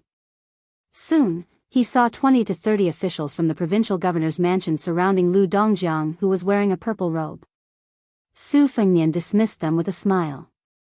According to the law, the provincial governor of Liang was a grade 3 official. His official patch should be embroidered peacock. However, the provincial governor of Liangzhou of Beiliang had always been half a grade higher than that of Yuzhou and Lingzhou, which was a grade 2 official. This had long been reported and filed by the Ministry of Personnel of the Liang Imperial Court. However, none of the provincial governors of Liangzhou of Beiliang dared to openly wear the official robe embroidered with a grade 2 golden pheasant. This was the rule of the Liang officialdom. Therefore, there was an insurmountable gap between the purple-robed official robe and the red-robed official robe. In the Grand Peace City, taking the minister of Shangshu province as an example, the minister of the 6 ministries was a grade 2 official. However, most of the left and right assistant ministers of the 6 ministries were grade 3 officials and were still not allowed to wear the purple robe. During the reign of Yonghui, only the left assistant ministers of the Ministry of Personnel and the Ministry of Army were grade 2 officials. After the Xiangfu incident, not only were the right assistant ministers of the 2 ministries promoted to grade 2, even the left assistant minister of the Ministry of Rights promoted to grade 2 this year. Lu Dongjiang could be regarded as the first provincial governor of Biyao to wear the purple robe official robe. He was also one of the few high-grade provincial governors in the territory of Liang. If Su Fengnian remembered correctly, in today's world, only the top officials of Liangzhou of Beijiang, Qingzhou of Jing'an, Tangzhou of Nanjiang, and Yuezhou of the southern border of the capital region were grade 2 officials. Therefore, it was reasonable to say that Lu Dongjiang was the third person of the civil officials of Beijiang, only under the Minister of War and the Deputy Minister of War. The sudden meeting was full of laughter and joy. Whether it was the old faces in the Liangzhou provincial governor's office or the dozen new faces with the surname Lu, they were all relieved to see the young vassal king with a gentle smile. If Great Peace City was the foot of the Zhao family, then Liangzhou was the door of the Su family. The position of provincial governor of Liangzhou had been vacant for many years. The position of provincial governor of Liangzhou was actually equivalent to provincial governor. The position of general of Liangzhou had always been held by the protector general of Beijiang. After Tian Peifang was promoted from provincial governor of Yuzhou to provincial governor of Liangzhou, she did not make any changes. She advocated non-interference governance. Lu Dongjiang changed the previous position and pushed out dozens of Lu family members at once. In addition, Shi Fu, who had been silent for many years, became the general of Liangzhou. Fortunately, after the Wang Ye's conversation today, both the new and old officials of the provincial governor's manor expressed his affirmation. He named 7 or 8 people and praised them. He had high hopes for the new people and had an appreciative attitude towards the old people. As for the two sides that were at daggers drawn, there was no stick, only dates, and there was no favoritism. This made the old people of the provincial governor's manor shed tears of gratitude. They were really worried that after Lu Dongjiang became the head of the manor, it would not be enough to stuff a dozen people of the Lu family into the manor. He would not stop until they were all on the cold bench. Once the Wang Ye tacitly approved of this, then even the gods would not be able to save their official careers. For some reason, after seeing the king with their own eyes today, they were angry at the Lu family. As a result, the old officials of the provincial governor's office, who also had a lot of silent criticism of Mount Qingliang, suddenly felt their anger vanish. It was probably because the young king's appearance as he sat on the chair and talked cheerfully and wittily made people involuntarily revere him. In the end, Su Fengnian had a private chat with his father-in-law, Lu Dongjiang.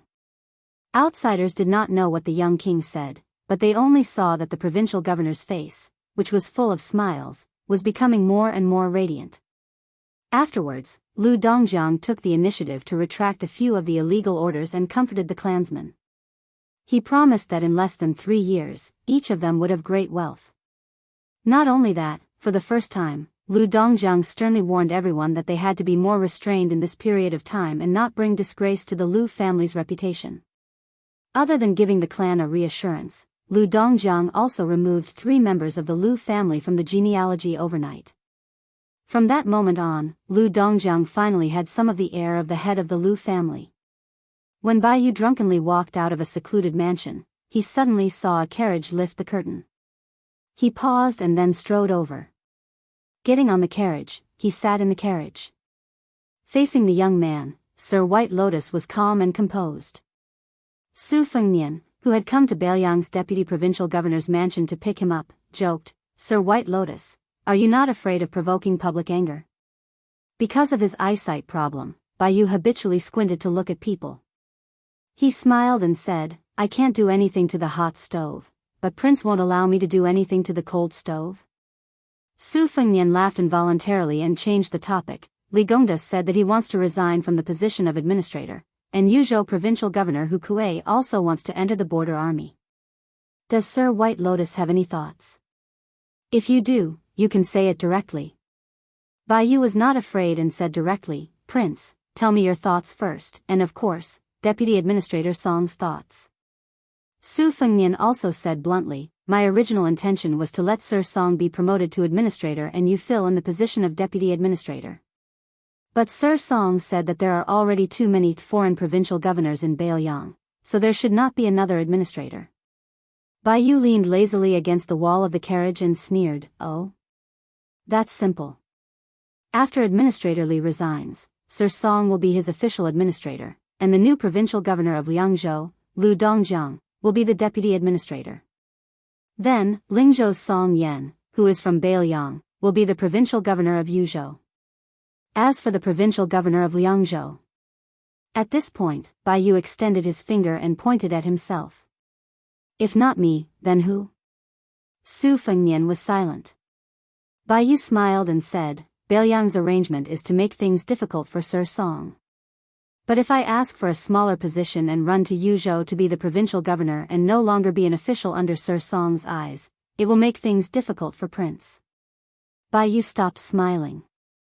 In fact, the most suitable candidate to be the provincial governor of Liangzhou is not me, but the former provincial governor of Lingzhou, Su Beiji.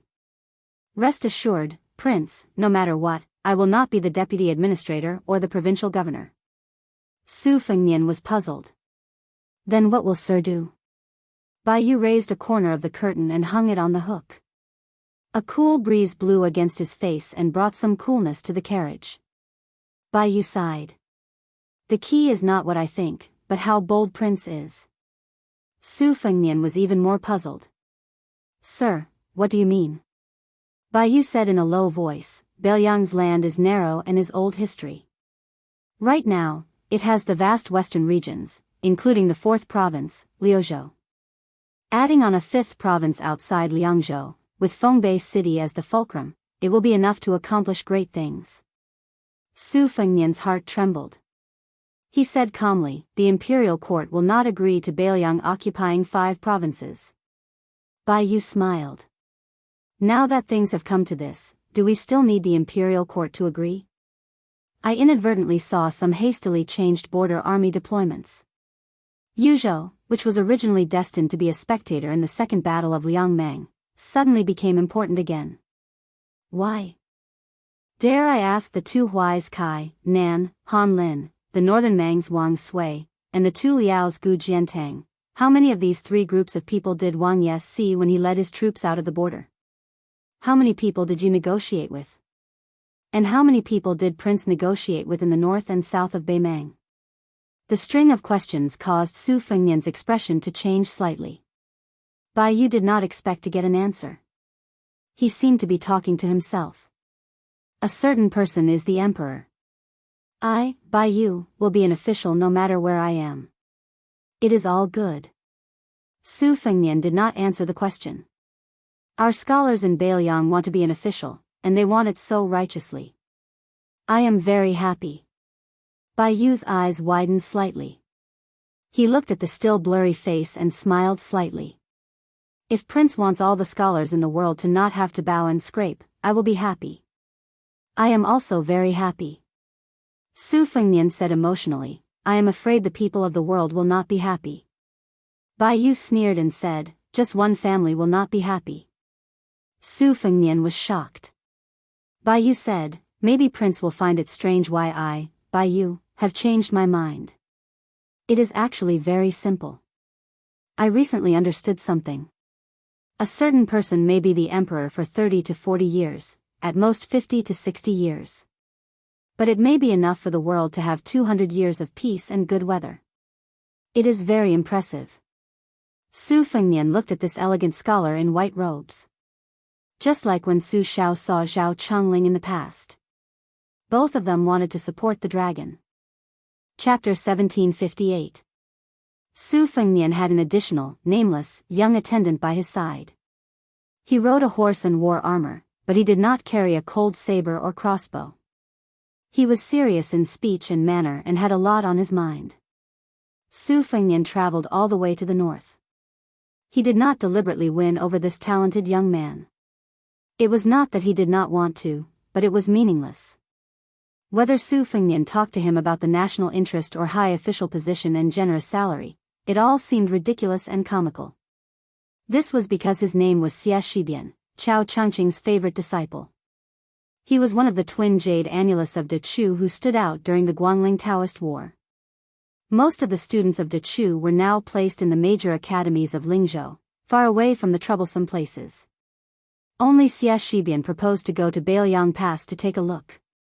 Of course, Su Fengnian would not refuse. He now somewhat understood the mentality of the late emperor of Liang, Zhao Dun, and Chen Jibao. Some people, even if they could not be used, as long as they were by his side, they would be like a devastatingly beautiful woman standing in front of his eyes, equally pleasing to the eye. And to be fair, compared to Ko Jianghui, who was unruly and unbridled, the gentle, respectful, and thrifty Xie Shibian made Su Fengnian feel more at ease. Getting along with Ko Jianghui was like drinking a large bowl of strong wine. It was delightful, but he had to worry about whether or not he would get drunk. Getting along with Xie Shibian was like drinking a small cup of tea. It did not hurt his stomach, and he did not have a headache. Along the way, Su Fengnian would only greet Xie Shibian when he received a spy report from the Fushui Fang. The spy reports were mostly from the higher-ups of the Liang imperial court. After Xie Shibian finished reading them, he kept them one by one. Every time he received a piece of paper, it often meant that Chu had lost a battle line, or that several cities had fallen. Xie Shibian only became more and more taciturn, and there was no obvious change in his expression. One by one, familiar generals of Chu were beheaded and became the military exploits of Liang's leading generals. One by one, familiar names chose to surrender to Liang. The territory that Chu controlled became smaller and smaller. Wu Zhongshuan, Lu Xingxiang, Song Li, and even Su Gong and Yuan Tingshan appeared more and more in the court reports. Chu's power was gone, and this was undoubtedly the end. The last court report was to inform the world that the emperor of Liang would personally lead the army to the West Chu rampart in the beginning of summer. At the same time, he issued an edict that as long as the rebel armies of Chu gave up resistance, the imperial army would not kill a single person on the battlefield. The people of Guangling Road would still all see them as Liang people. As they approached the North Jibei city, Su Fengnian received a concise spy report from the Gerfalcon's Claw. This time, he did not pass on the military intelligence to Xie Shibian, but the latter rode his horse over with a gloomy expression. He wanted to say something but stopped. Su Fengnian did not wear any armor. Instead, he wore a simple and elegant scholar's robe. He only wore a cold knife and a dragon-patterned jade pendant. He slowed down his horse and turned to Xie Shibian, saying, after Chao Changqing died, he scattered his fate energy into Guangling Road. You are not a qi cultivator nor a martial artist of the celestial state. Perhaps you do not understand the deeper meaning of this. To put it simply, from the moment of Chao Changqing's death, Guangling Road's fate energy, which had not been completely extinguished by the Jiang family of Chu, began to truly belong to the territory of Liang. If Liang did not deal with it properly and started a massacre on the battlefield, or continued to make things difficult for Guangling on the issue of taxes, then it was very likely that Guangling Road would retaliate. Although the possibility of Yan King Zhao Bing rebelling immediately was not high, it was not completely impossible for him to take over Guangling. Therefore, Chao Changqing's death left a way out for the people of Guangling. No matter who they belong to, those who succeed must treat them well. Xie Shibian murmured, seeking benevolence and obtaining benevolence, seeking justice and obtaining justice. The two words obtaining justice sounded pleased. At this point, Xie Shibian lowered his head, his lips trembling. Su Fengnian could only somewhat awkwardly console him. General Xie, I do not dare to have extravagant hopes that you will enter the Beiliang frontier army. After all, in name, we are fighting against Beimang and guarding the country for the Zhao family of Liang.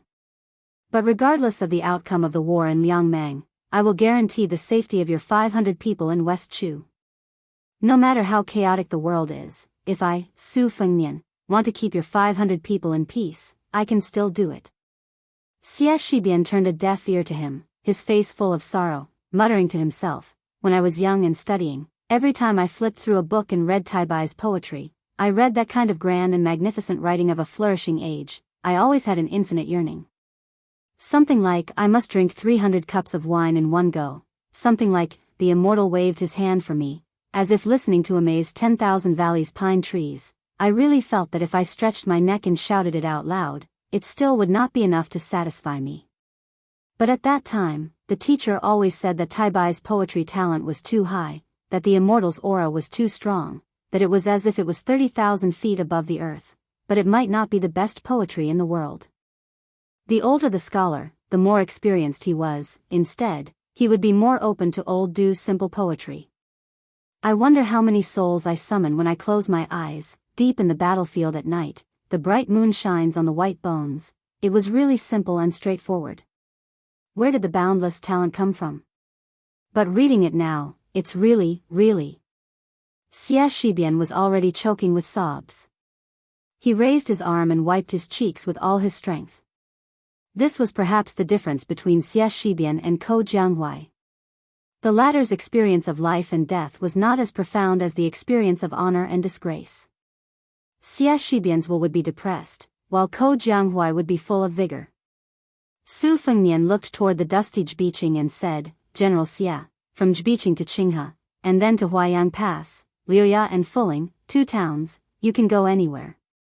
I will arrange for people to accompany you. If you want to see the 2 cavalry units outside Liangzhou Pass, it won't be a problem. Xie Shibian had already regained his composure. He nodded and said, Thank you, Wang Ye. Chapter 1759. Su Fengnian dismissed it with a laugh. Suddenly thinking about the situation in the Liang court, Su Fengnian's mood was somewhat heavy. West Chu no longer had the ability to rise from the ashes. As a result, Zhang Julu and Yuan Benxi's inner court matter had come to an end. Song Dongming and Baiyu both believed that the Liang imperial court would allow Wu Zhongshuan to return to Tai'an City, and that Song Li, who had previously been in charge of the Eastern Front, and one of Wu Zhongshuan's generals, would be promoted together, becoming the 2 new leaders of the Guangling military. Jizhou General Yuan Tingshan might not be able to return to the border, but would remain on the north bank of the Guangling River near Jing'an Road. His 10,000 Yenbao private elite cavalry would be used to intimidate the Yen King Zhao Bing's southern army. As for the assistant minister of the Ministry of War, Su Gong, he would most likely lead his troops into Jizhou to help the administrator Han Lin impede Jidushi Kai Nan, and to a certain extent, monitor the Beiliang cavalry. However, Su Gong's subsequent official title was a bit more complicated. Would he continue to patrol the border as the assistant minister of the Ministry of War, or would he directly become the deputy Jidushi and Jizhou general? However, the movement that was truly worthy of Beiliang's attention was the departure or stay of the Southern Expedition commander Lu Xingxiang. Regarding this, Qing Liangshan and the Beiliang governor-general had different opinions. The former believed that Lu Xingxiang would remain in the Liang imperial court for a period of time, while the latter believed that Lu Xingxiang would control all of the court's current field battle forces and advance north, eventually stationing himself in the area between Jizhou and the 2 Liao provinces. His forces would reach 80,000 to 90,000, forming a 3-point line of defense with Kai Nan, Su Gong, Gu Jiantang, and Zhao Sui. This would force Beimang to make the decision to fight the Second Great War of Liangmang. As long as this delicate situation was formed, with Su Gong and Lu Xingxiang, these 2 generals, stationing themselves in the northern border, not to mention Gu Jintang's plan, the use of Jizhou's Deputy General Han Fang as a hidden chess piece would be greatly reduced. In the end, Liang had too many people and even more soldiers that could be used. There were only 2 people who could influence or even change the situation in the Central Plains, the Prince of Shuchen Jibao and the Prince of Yen Qi Zhaobing. Now it all depended on whether or not these 2 were willing to obediently return to the territory of the Prince of Yen, or how quickly they left Guangling Road. As long as one of them dilly-dallied, then Lu Xingxiang would not be able to withdraw from Guangling Road. After all, a general under Wu Zhongshuan and Song Li was already very difficult to stabilize Guangling after the war. Furthermore, it was impossible for there to be no conflict of interest between the 2 sides. Without Lu Xingxiang, a high-ranking general from the spring and autumn period, once the situation changed, the court would not be at ease. If these were the long-term considerations of Beiliang, then Beiliang's immediate concern was the stability of the Beimang imperial court. Dong Zhuo had actually kept his position as the king of the South Courtyard. Although Su Fengnian had essentially killed off any signs of Dong Zhuo controlling the sky with one hand in Beimang, this was tantamount to letting go of Dong Zhuo, who had nowhere else to go. In the next battle, Dong Zhuo would not hesitate to take desperate measures. If it was said that in the first battle, then in the next battle, it was very likely that Dong Zhuo would throw caution to the wind. If necessary, even his private army of the Dong Zhuo would be wiped out. Xie Shibian had already gone far away. Su Fengnian did not enter the city to patrol. Even the white horse Yizong did not accompany him. He walked alone by the gradually rising river. His boots stepped on the lush green and soft grass, making a small sound. Su Fengnian sat on the shore and looked at the river, lost in thought. Outside the Liangzhou Pass, there was Chu Lushan's Beiliang Protectorate. Li Gongda led a large group of civil officials to supervise the construction of the new city. Everyone knew what to do, and they all did a good job. This made Su Fengnian, the nominal leader of the Beiliang cavalry, a burden. This was especially so before the war began. In fact, Su Fengnian's existence was more like a flag, standing tall on the northwest border, announcing to the Liang imperial court and the Beimang army that the 4 provinces of Beiliang were not to be trifled with. Su Fengnian subconsciously pulled up a strand of wild grass beside him, brushed off the soil, and put it in his mouth to chew. After the earthy smell, there were wisps of sweetness. After Huang Longsher died silently somewhere in the southeast, Miss He returned to Beiliang and said a lot of strange things she heard from the top 3 grades of spring and autumn. Su Fengnian only understood half of some of it, and he was confused about some of it. Some of it made him yearn for it, and some of it made him disappointed. Miss He said that in the future, in the Central Plains, the merchants and entertainers would be more eye-catching in the eyes of the common people than the officials in the imperial court. She said that in the future, no one would be able to see the status of the emperor. This year, it was my turn. As long as the world was not peaceful, as long as I had military power in my hands, I could proclaim myself a king. I might even be able to become the founding emperor. She also said that in the future, scholars would value profits more than fame, so it would be very difficult for there to be a true imperial tutor. Su Fengnian could not imagine that world. He remembered that his master, Li Shan, used only 3 words to persuade Su Shao not to rebel and not to divide the river with Liang. Fame, words, and deeds. The meaning was very simple. If the name was not right, the words would not be right. If the words were not right, the deed would not be done. In the late spring and autumn period where Su Shao lived, the most important thing was a person's foundation. Did the emperor, the king, the general, and the minister have the guts? The answer was, of course, yes. But what was interesting was that before the Great Qin, in the era where hundreds of schools of thought contended and nomads roamed freely, the answer was no. No matter if it was saints, generals, or ministers, it did not matter one's birth. In that brilliant era, when there were generations of sages, it was as if everyone was a dragon. When nomads became gentry, and then grew into powerful families, especially after the great Feng dynasty chose only Confucianism, the rules of the world were set firmly. The sons and grandsons of the nobility all wore yellow and purple, and the peasants spent their entire lives crawling and fighting in the fields. All of this only changed after Zhang Julu took control of the Liang court. The imperial examinations were greatly promoted, and the poor scholars who had fought for hundreds of years for the sake of rules finally took the opportunity to rise. Many scholars from poor families were like carps that jumped over the dragon gate. In the late days of the great Feng dynasty, there was a system of entering the emperor's hall. The two were similar but also very different. Because the latter could only speak for the master, while the former could speak for the world. So Su Fengnian remembered very clearly that even if his master, Li Shan, did not talk about what he knew in the first half of his life, in the latter half of his life at Tide Listening Pavilion, he was not willing to compare himself with Zhao Chengling, Yuan Benshi, and the others. Instead, he had always paid attention to the various reforms of that blue-eyed person from Liang. Su Fengnian had unknowingly chewed up the weed and spat out the residue. He stood up and exhaled deeply. Since he did not need to criticize the construction of North Qianbei City, he might as well loaf around for a while. Su Fengnian suddenly disappeared from the river and rushed north. During this time, he saw the main force of the right cavalry changing camps according to their deployment. He saw the silhouette of Huayang Pass. In the end, Su Fengnian appeared in the dilapidated Tiger Head City. This former first city of Liang Pass had suffered great damage after Dongzhuo's wanton attacks for several months. Before retreating, most of the buildings in the city had been burned down. It was like a desolate tomb. The repair progress was extremely slow. Coupled with the occasional raid by Bei Mang's elite cavalry, even Chu Lushan, who had a special attachment to Tiger Head City, had to give up his energy. In the night, Su Fengnian sat cross-legged on the battlements of the city. He looked at the Longyan plain outside the city and closed his eyes. He could vaguely hear the whistling of giant rocks after 1,000 catapults were fired at the same time. He could vaguely hear the hoarse hooves of the cavalry charging to their deaths. He could vaguely hear the laughter and drinking of a large group of captains when he first entered the city, including Lu Jinu.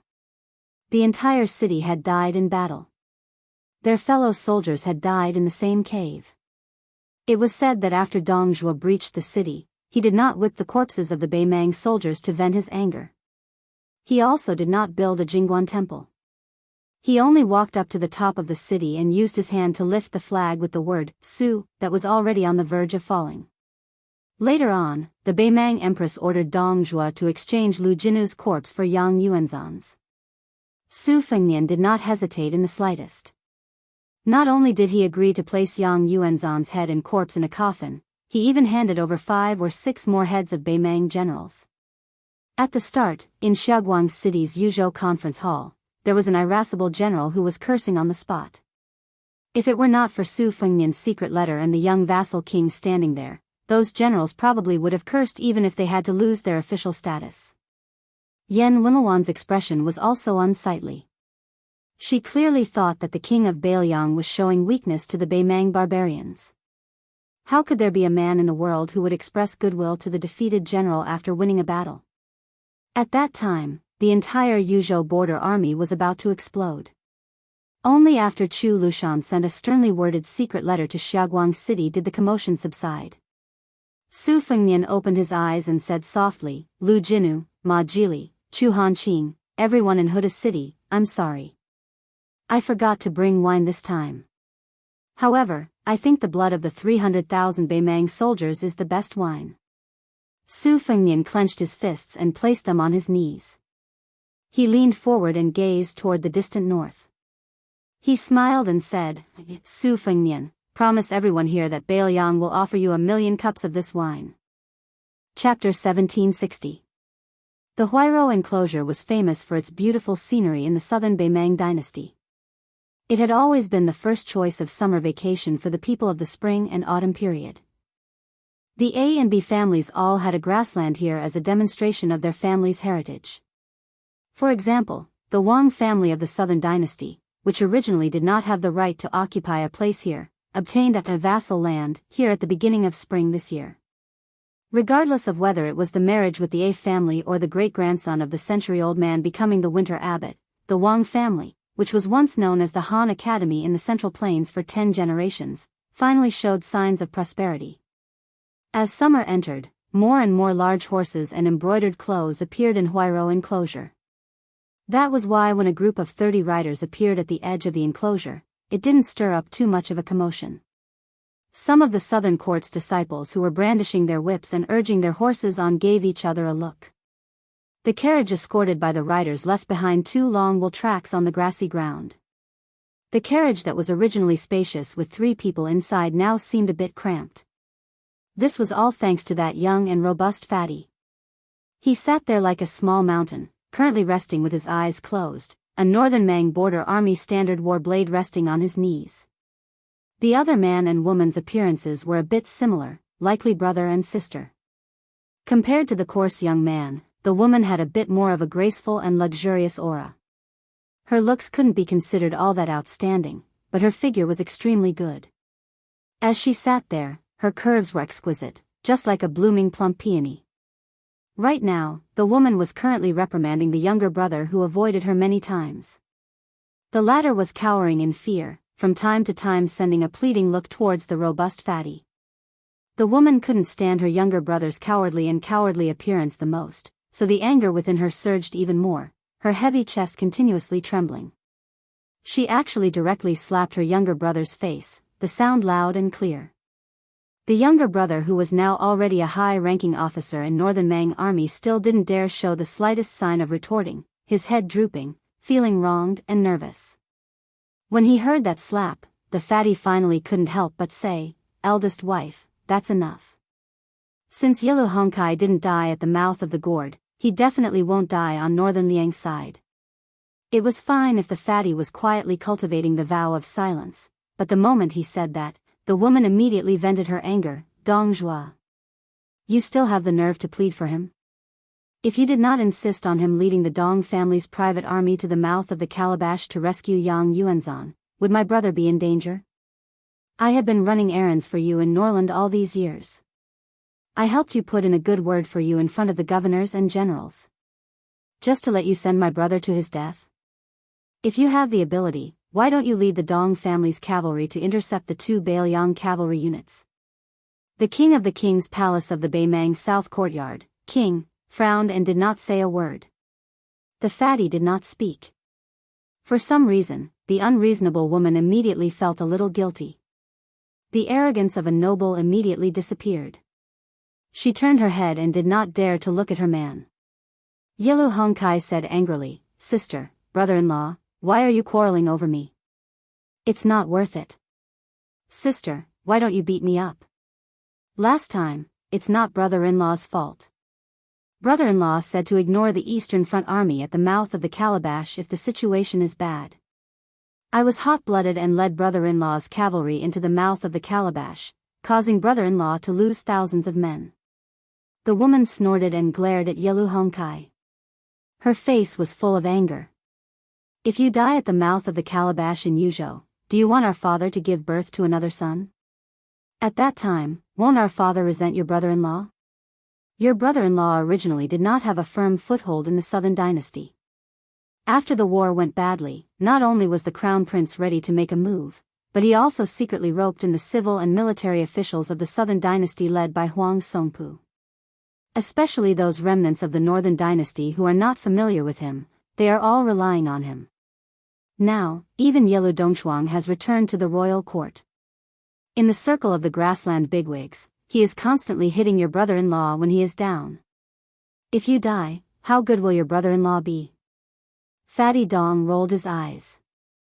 Yilu Hongkai held back his laughter and looked up with a mischievous smile. "Sister, after all is said and done, you are still siding with brother-in-law. Those remnants of the spring and autumn period are indeed better at reasoning than us. No wonder they say that a married woman is like spilled water." The woman's face was slightly red. She raised her hand and was about to hit him. Yilu Hongkai quickly leaned back against the wall of the carriage and made a face. Chapter 1761. Dong Zhuo sighed. During this period of time, he felt as if he was being roasted on a stove. Although the emperor had magnanimously tolerated his defeat and had no intention of changing his tune, Dong Zhuo was well aware that when he became the king of Shangnan Academy, he had already used up all of the affection he had accumulated over the years on the battlefield. If he had seized the opportunity to win the Battle of Liangmang, it would naturally be a great thing to return the favor. Over time, the affection he had for his subordinates would increase instead of decrease. Unfortunately, things did not go as he wished. Beimang had suffered a crushing defeat outside the Bailiang Pass. In truth, the Battle of Liangzhou, where he had personally mobilized his troops, had been a situation in which his side had the absolute advantage. Liuzhou had been a Pyrrhic victory for Bailiang. Moreover, with the participation of Lu Gui and Tuoba, the loss could not be considered a loss. It could even be said that the regretful outcome of the Battle of Liuzhou had coincidentally served as a foil to Dong Zhuo's strength on the central front. However, the Bailiang cavalry had staked everything on one throw and caused the complete annihilation of great General Yang Yuanzhan's army, which had practically wiped out all of Dong Zhuo's painstaking efforts. Even now, Dong Zhuo still had to face the frenzied impeachment of Yang Yuanzhan's former subordinates. Who did not know that at that time, Beimang had viewed the Eastern Front as an expedition to the south to obtain military merits. With so many of the nobles of the northern and southern dynasties dead in one go, how could Dong Zhuo not become a rat despised by Beimang? What worried Dong Zhuo the most was not the nobles seeking revenge for the deaths of their juniors, but the old woman's aging and discouragement. That aging was not only the advancement of age, but also the loss of spirit. Originally, when Dong Zhuo saw her, she was an old woman who still had the confidence to personally witness the annexation of the Central Plains. The last time he saw her, she had already become an old woman who no longer had the extravagant hope of seeing the Guangling River in Liang. Fight Beiliang or the two Liao provinces. Previously, in all of Beimang, there were actually only 3 people who said that they wanted to fight Beiliang: himself, Dong Zhuo, the emperor, and the Taiping decree of the chess and sword music school. But in the end, it was still the old woman who had the final say. That was why Dong Zhuo had been on tenterhooks at that time. After the emperor had comforted this subordinate of hers, she had secretly summoned Wang Sui, who had appeared out of nowhere. It seemed that Wang Sui also insisted on conquering northern Liang first, then swallowing Shuzhou, and then entering the Central Plains in the east. This made the emperor decide to fight a second war with northern Liang. Dong Zhuo was rather glad about this, but he also felt a little uneasy. Wang Sui didn't want to fight Gu Jiantang, who had destroyed his country, but wanted to compete with Ren Tu's son. Dong Yue's son-in-law Wang Sui didn't have any relationship with Beimang, so it didn't make any sense. Dong Zhuo clenched his teeth out of habit, his face gloomy. At this very moment, that northern Mang Golden Branch and Jade Leaf who had previously flared up at him saw that her man was deeply worried, so she didn't dare to continue being unforgiving. In the end, she was on his side. Most women in the world were willing to follow their husbands after marriage. Moreover, in her heart, Dong Zhuo had always been an indomitable hero, a great flood dragon with the hope of becoming a dragon in the world. She had chosen Dong Zhuo back then, and the woman with the pseudonym Fan Bainu had flirted with the little Beiliang Tu Chenjibao. The notorious Princess Hongyan of Yudo province seemed to have some connection with the king of Beiliang, Su Fengnian. Now, she was recklessly advocating going south to Liao. The carriage slowly came to a stop. Dong Zhuo alighted and looked at the elegant courtyard that made him feel like he was in Jiangnan of the Central Plains. The white walls, black tiles, and willow trees swayed gently. The courtyard wasn't big, and it wasn't famous in the Huairou enclosure. However, the 2 guests in the courtyard today held important positions in Beimang. Dong Zhuo and Dong Zhuo were both authoritative figures in the southern court who could shake the officialdom with a stomp of their feet. Dong Zhuo had always minded his own business with the 2 of them, but now he had no choice but to come. It was obvious that Dong Zhuo was in an awkward position in the southern court. Dong Zhuo suddenly missed his wife, the 5th fox, and of course, that innocent little girl, Tao Manwu. Then, Dong Zhuo, his wife, and Yelu Hongkai walked into the courtyard together. They saw Murong Baoding, who was appraising the half-faced Buddha, as well as the Zhong father and son, Zhong Shentong and Zhong Tan. At the same time, the Beimang crown prince secretly brought along the androgynous and handsome young man of unknown identity. Similarly, they were having a private meeting with a few important figures that couldn't be exposed. As for Yelu Dongchuang, who had returned to Beimang from Liang Lake with the broken spear Deng Mao, he was having a secret meeting with the leader of the Ruren cavalry, Hong Jingyan. As for the Beimang war god, Tuoba, he had once again rushed alone to the icy plains of the extreme north. He used an iceberg that never melted as a ferry to continue his journey north. There were fish in the northern underworld. In the Beimang imperial palace, an old woman was walking aimlessly. The eunuchs and palace maids only dared to follow her from a distance. She browsed through them one by one and seemed to remember many things from the past. Finally, she arrived at the square outside the main hall. The head of the peace of Beimang had been waiting there for a long time. Before the old woman approached the head of the peace, she gave a young palace maid a strange order. The palace maid was at a loss at first, then she quickly left. The 2 of them walked up the stairs together. She actually knew many things that many people thought she didn't know. She didn't say it, but that didn't mean she tacitly agreed. The first thing she said was unexpected. Our Beimang seems to have a lot of Yelu Hongkai and Yelu Hongkai. It's the same among the important figures. They always give their names so casually. Teacher, if we conquer the Central Plains and read more books, will we not be so careless? The head of the peace smiled and nodded. After the old woman reached the top of the stairs, she turned and looked towards the south. She extended a palm and then bent her fingers one by one. That crown prince of ours who became ambitious overnight, that pair of grandfather and grandson who share the same surname as the late emperor, and the head of the piece who shares the same clan as me. These three parties have already divided up half of my Beimang. The old woman bent her last two fingers. With the two of us, Beimang is gone. The head of the piece was silent. She laughed self-deprecatingly. That fatty dong is capable, but his fate is not very good. If he had helped me conquer Beimang, nothing would have happened. As a result, I ended up in my current situation. But it can be seen that my fate is not very good.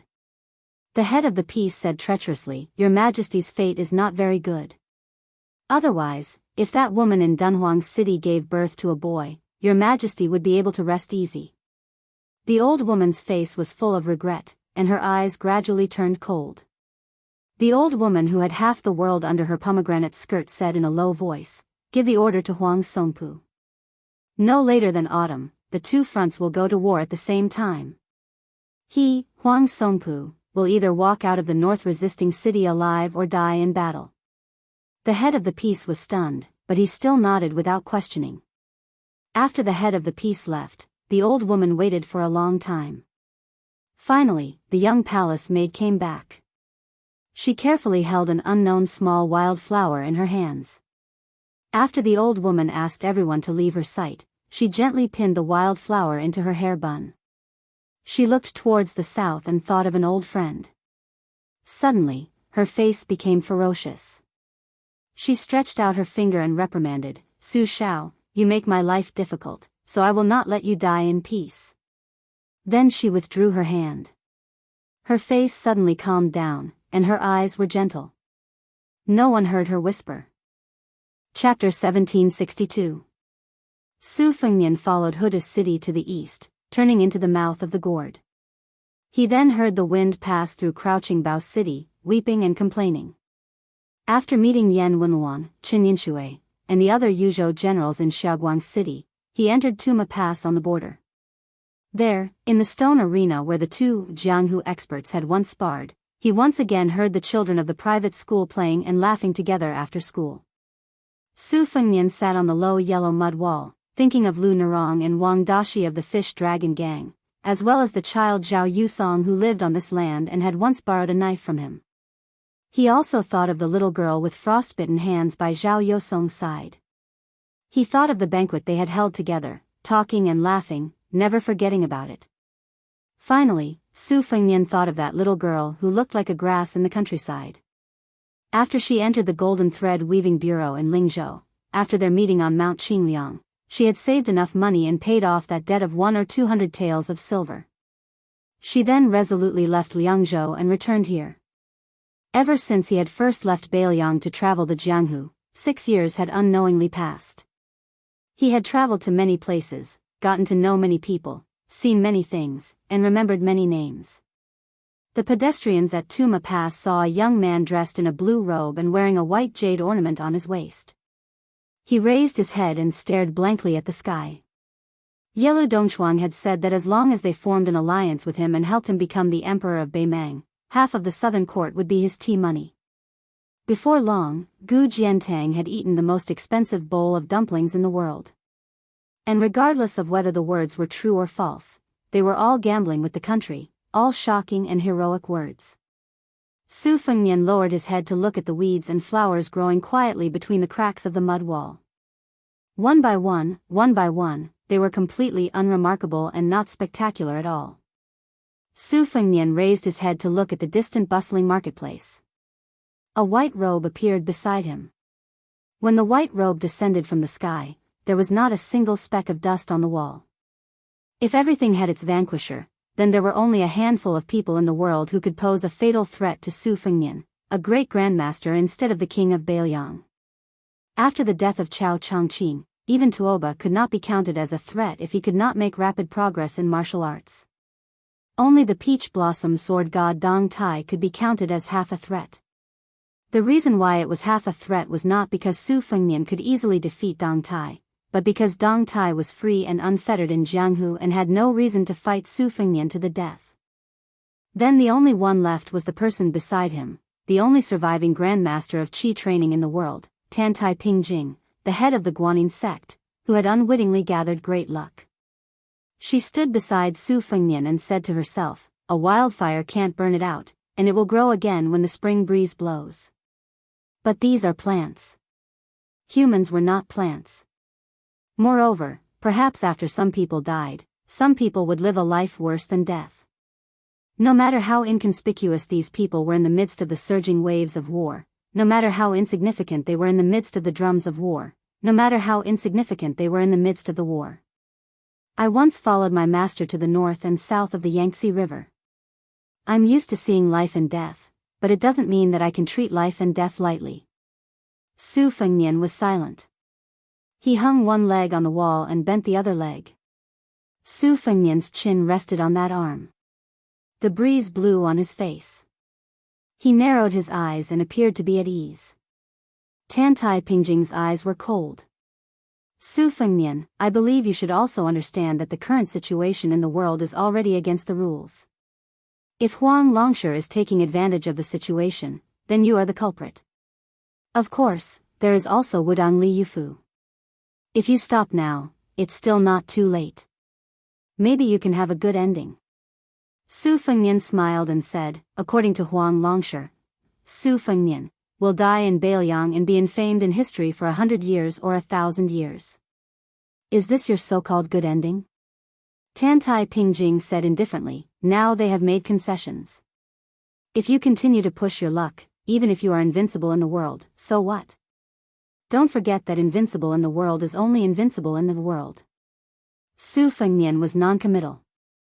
If I remember correctly, you should be grateful to me for your current state of cultivation. Tantai Pingjing's eyes were strange and completely snow-white, like 2 cups full of mercury and 2 snowy worlds. She gently stamped her feet.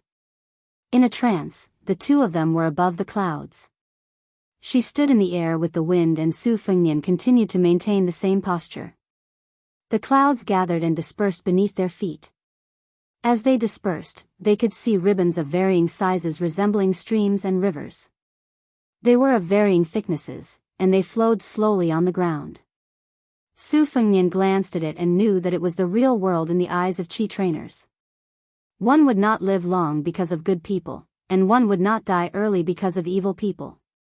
One person's life and death, and a country's prosperity and decline.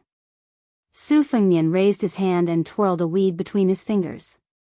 He said softly, Huang Sanjia once said, reincarnating into this world, even if there are many benefits, it is also a golden millet pillow.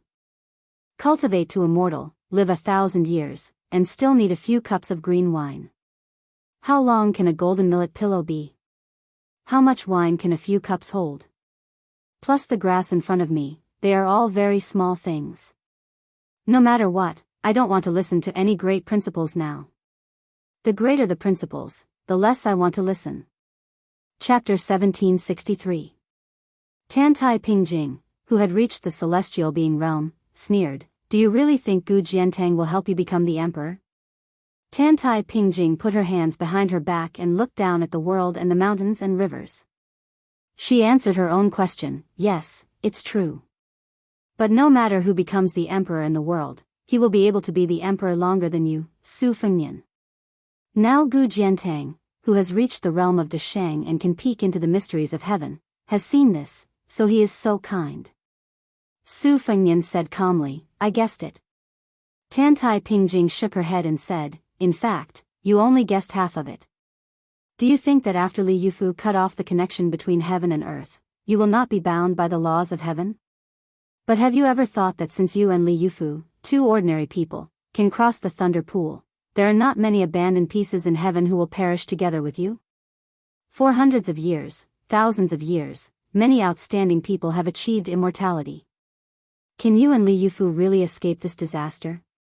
Just when the 2 celestial beings were talking about the fate of the whole world above the clouds, Bailiang, Liang, Yanji County, Yuzhou, in the small place called Tuma Pass, there was a beautiful girl with a slender waist and a rather spectacular chest. After learning from the children in the village that the man appeared in the market, she plucked up her courage and trotted all the way there. She wanted to ask him if he could go back to his house to have a simple meal. She stood not far from the yellow wall, sweating profusely. She had to put her hands on her hips and bend down to gasp for breath. She did not see the figure that she did not even dare to miss. She missed him so much. Once she thought of him, she could not forget him. She knew that she and he were from two different worlds. Before she saw him in the Biyao Palace on Mount Qingliang, she had already accepted her fate. After that, she was even more so. After learning that he appeared in Tuma Pass, she was about to cook for Yusong. She could have asked Yusong to invite him, but she did not. She asked Yusong to wash the rice and choose the vegetables, and then she ran to the Tuma Pass market. Because in this way, he would have to wait for her to cook when he arrived at her house. He could not eat until she finished the meal. She thought that no matter how busy he was, he might agree. He promised to stay not far away from her for a while. That was enough for her. He would not give her more than that, and she would not accept it. The woman named Su Qing stood in place. She straightened her back and wiped the sweat from her forehead. She smiled in satisfaction, as if she had already seen him. But after she turned and walked away for a few steps, she could not help but look back. She blushed. Tantai Pingjing found that Su Fengnian's gaze was wandering, and her pair of silver eyes were also moving with uncertainty. Su Fengnian retracted his gaze. The world was so big. How could he find him? Although he had used the spies of the Whispering Chamber to find him after he left Jianghu, Biyao focused on the spies in the capital, Guangling Road, and Jing'an Road. The Whispering Chamber did not have a deep foundation in the southeast. Moreover, there were many mountains in the southeast. It was famous for different sounds and customs. News was blocked. If he wanted to find a needle in a haystack, it would probably take a long time. Moreover, if he was really lucky to find him, he would definitely not want to come to Biyao. Su Fengnian could not go to his hometown now. Even if they met, it would be many years later. Su Fengnian hoped that by then, not only would that guy be safe and sound, it would be best if he had a family. Su Fengnian had imagined the scene of meeting again after a long separation. Thinking about it, it was not very emotional. Perhaps the two would only raise their palms and give each other a light high five. It should be that simple. Between brothers, there was no need to thank each other. No need to say sorry. In the end, Tantai Pingjing did not make a move. Su Fengnian stood up. It's a once-in-a-lifetime opportunity. It seems that Master Tantai has no intention of putting all your eggs in one basket. Tantai Pingjing's eyes returned to normal. Why should I jump into such an obvious trap? Su Fengnian curled his lips and turned his head. Because of her tall stature, they only needed to look at each other at eye level. Su Fengnian smiled. That's how it should be. It won't be too late for you to make a move after I and Beimang have a life and death battle. Just as Su Fengnian was about to fall into the human world, he suddenly stopped. In this kind of battle of fate that has nothing to do with physique, as long as I'm near Biyao, your chances of winning are not high. Tantai Pingjing raised her eyebrows. You want to ruin my state of mind with just a few words? Su Fengnian dismissed it with a smile. Tantai Pingjing disappeared without a trace. Su Fengnian stood in the sky and stretched his body. At this time, Su Fengnian didn't know if it was because his vision was broadened and his mind was broadened, but he felt a sense of heroism for no reason. He just remembered that when he fought in this life, whether it was a tie or a win, he seemed to be a little aggrieved. He had never really fought to his heart's content. Beimang, wait and see. Let me, Su Fengnian, fight 10,000 cavalry alone. Let me fight to the death for the only time in my life without any scruples. Not as the king of Biyao, but as the great grandmaster of martial arts. Let's fight to our heart's content. Beimang's millions of cavalry want to enter the Central Plains, but they have to go through me, Su Fengnian. It was that simple. The figure standing between the sky and the earth, wearing a green robe and a jade pendant, hung a cold blade. Like a green grass. Su Fengnian, whose sleeves fluttered like an immortal, didn't know that. It was the heroism that filled his chest. Ancestor Lu, who passed the divine gate but didn't enter, had it. Li Chungang, who floated across the Guangling River with a sword, had it. Xiao Chongqing, who became the Confucian sage in the West Wall, had it. It was also called the Great Spirit. Chapter 1764. A pair of travel-worn Taoist master and disciple arrived at the estuary of Guangling River. They watched the 15th tide and escorted the dragon carp through the river into the sea. They started their journey back along the river and finally arrived at the border of Jianghu.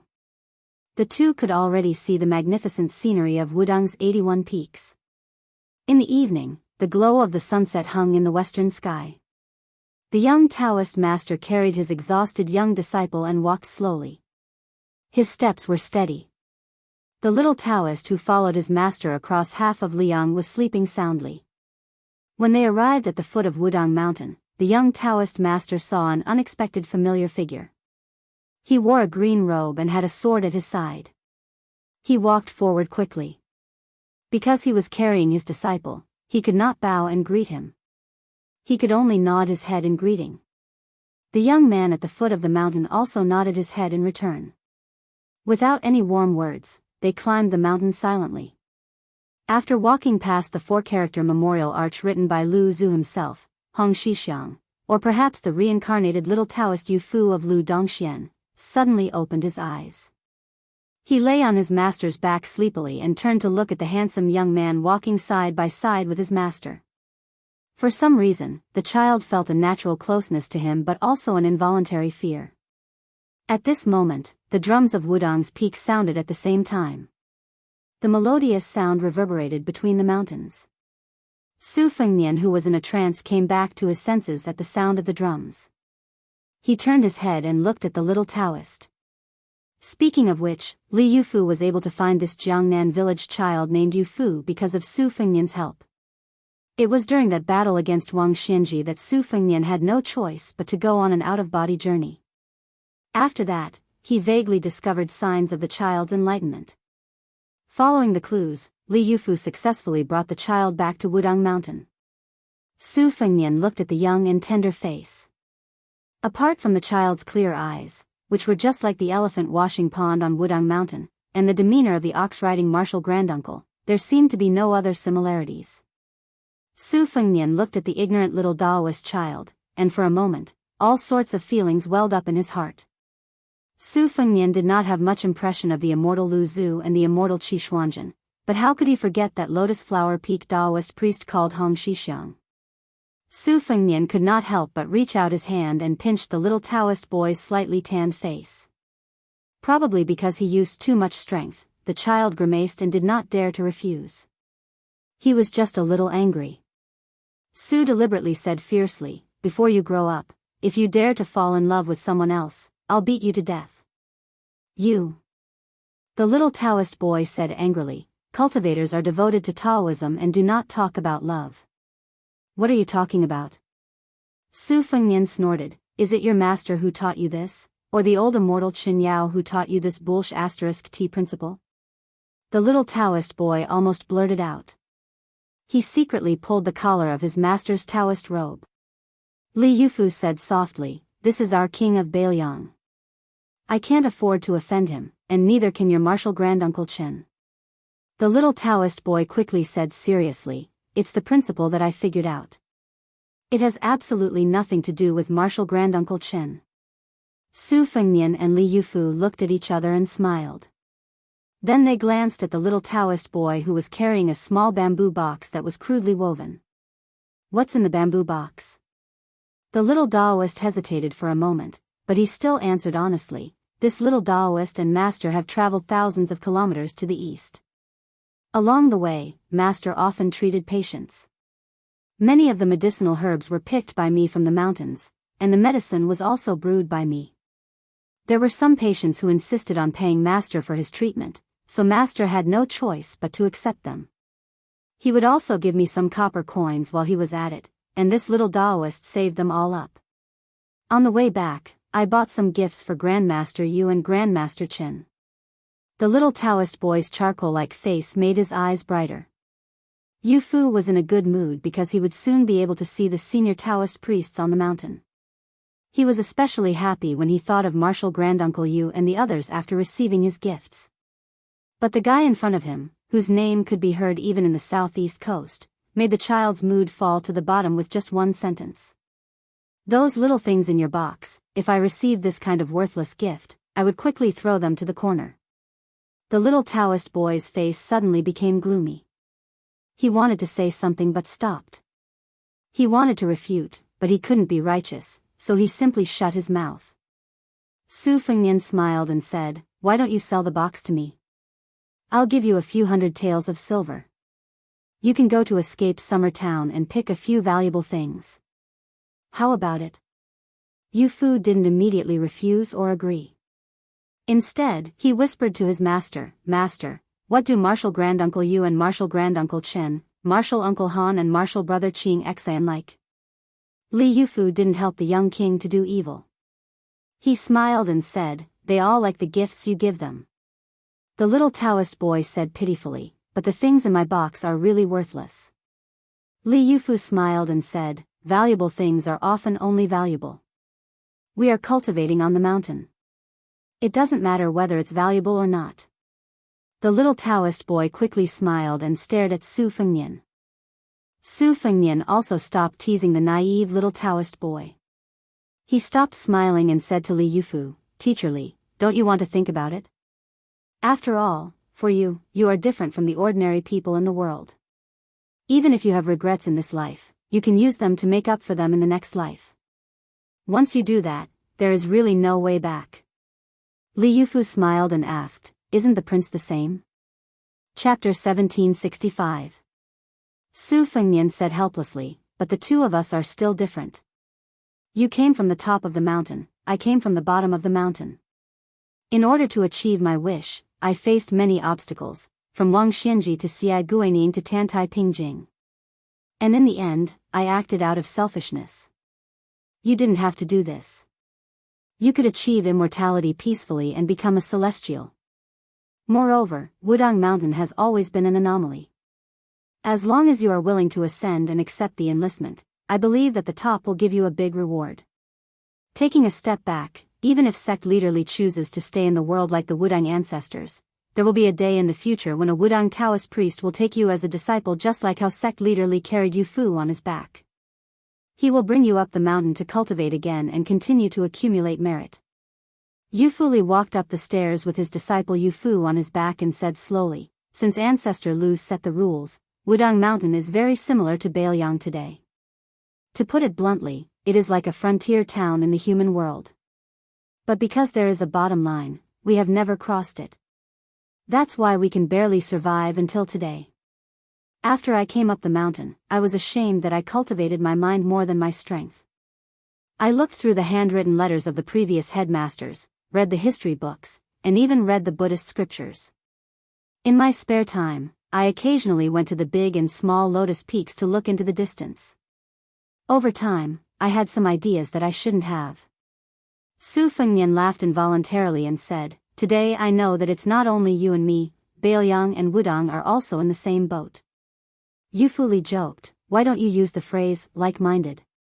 Su Fengnian glanced at the little Taoist boy Yu Fu and said softly, "If I'm not wrong, the next headmaster of Wudang Mountain after you should be Han Gui from the Green Mountain Taoist Temple.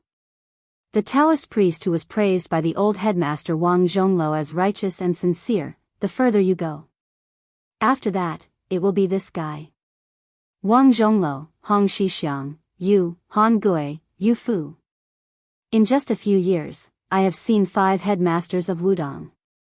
Li Yufu said regretfully, "Unfortunately, I'm afraid I'll only be able to see His Highness, the King of Biyao."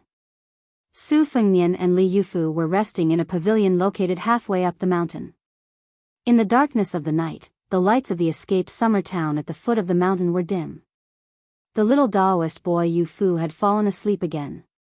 Li Yufu said softly, "The fate of West Chu that Chao Chongqing carried has been scattered to Guangling Taoism. However, the fate of Chao Chongqing as the Confucian sage, I can't figure it out." Su Fengnian nodded and said, "It was split into 2. One was given to Zhao Zhu, the crown prince of Yanqi.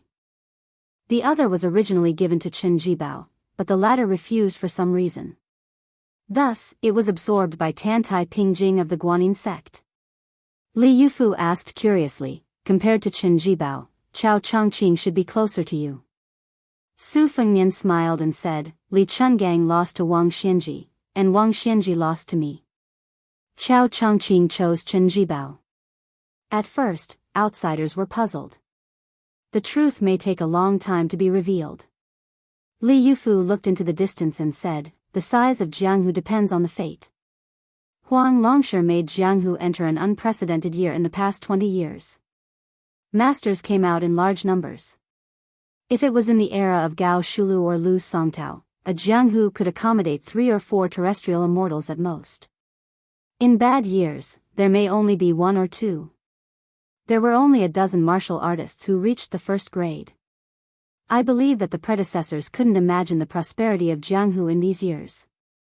Originally, after the death of Chao Chongqing, either someone could quickly become an terrestrial immortal, or many first-grade masters would emerge. I didn't expect that in the end, it was the Qi trainer grandmaster who became a celestial being. Su Fengnian smiled and said, it has always been the modern people who are ashamed to face the ancient people. Now it is the ancient people who are ashamed to see the modern people. It is very interesting. Li Yufu suddenly said, Your Highness, from then on, Mount Wudong will need your care. Su Fengnian said with a sad face, then won't there be another burden on my shoulders? Li Yufu laughed and said, when I went down the mountain to travel, I heard an interesting saying. The lice on the rich are double eyelids. The more I think about it, the more reasonable it is. Your Highness has a big family and business, so don't refuse. Su Fengnian smiled. Then, he felt a bit of sadness in his heart as he looked at this young Taoist who was destined to one day disappear from this life. Su Fengnian and Li Yufu both knew that the way of heaven was selfless. The so-called good will be rewarded with good and evil will be punished with evil. This was only the beautiful pursuit of the world that was almost wishful thinking. In fact, as long as there were immortals and gods in the clouds, the world could not escape the fate of being a puppet. Su Fengnian wanted to cut off the karma for himself. Li Yufu wanted to cut off the karma imposed on the world by the celestial being. The battle between the celestial being and the celestial being that the two fought side by side may have been quiet from beginning to end, but it determined the grand pattern of the world for the next 1,000 years.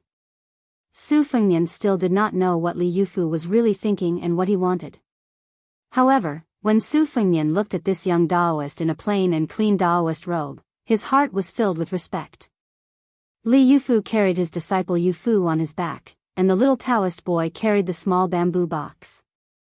The young leader of Wudong exhaled and said softly, I want to say something for the world. Su Fengnian was puzzled. The young Taoist looked at the peaceful night in the distance and said with a smile, I hope that in the world after my death, the gentleman will strive for self-improvement and the gentleman will be virtuous. I hope that thousands of years later, whether there is Jianghu or not, there will be chivalrous people who will act righteously.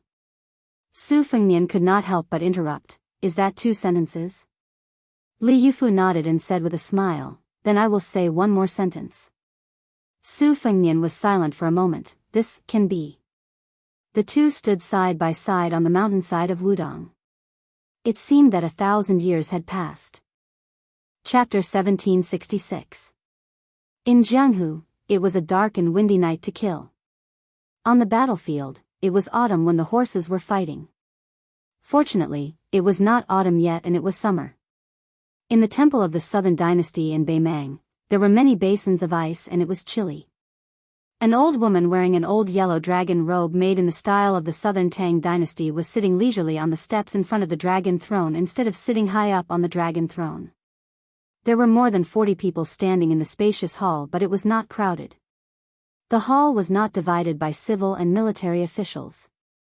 On the right side of the hall were people wearing yellow and purple official robes, no different from the officials who attended the court meeting in Liyang.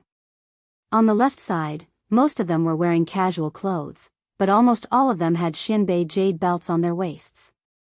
Among them, there was the first person of the old Southern Dynasty, Huang Songpu, who had returned to command military power, Dong Zhuo, who still held the title of king of the southern courtyard, Helian Wei, who was in charge of the Heshi province, Wang Yong, who was in charge of the Aquarius province, Murong Baoding, who was in charge of the Tangerine province, General Zhong Shintong, Lu Gui, who had lost in the Battle of Lu province in Baoyang, Wang Yong, who was in charge of the Aquarius province, and Wanyan Jinliang, who was in charge of the Longguan aristocracy. Not only were these Beimang generals and heroes gathered, but there was also Beimang's only surviving minister for 3 dynasties, Yelu Hongkai, the leader of the Ruran cavalry, Hong Jingyan, and Crown Prince Yelu Hongkai. In addition, the younger generation had Tuoba Qi Yun, who rose to fame in the First Battle of Liangmang, Zhong Tan, who was in charge of the Beimang Boer Hui, King Jingchong, Yelu Dongchuang, and Princess Yelu Meiyu, who was once known as Fan Bainu and had the reputation of being the best player of the Beimang horse drum, and Yelu Yuhu, who had missed the title of Xia Zhibo, and so on. These people were undoubtedly the most prominent figures in the northern court and the southern court. At this time, everyone was quietly looking at the old woman who rarely appeared in the southern court.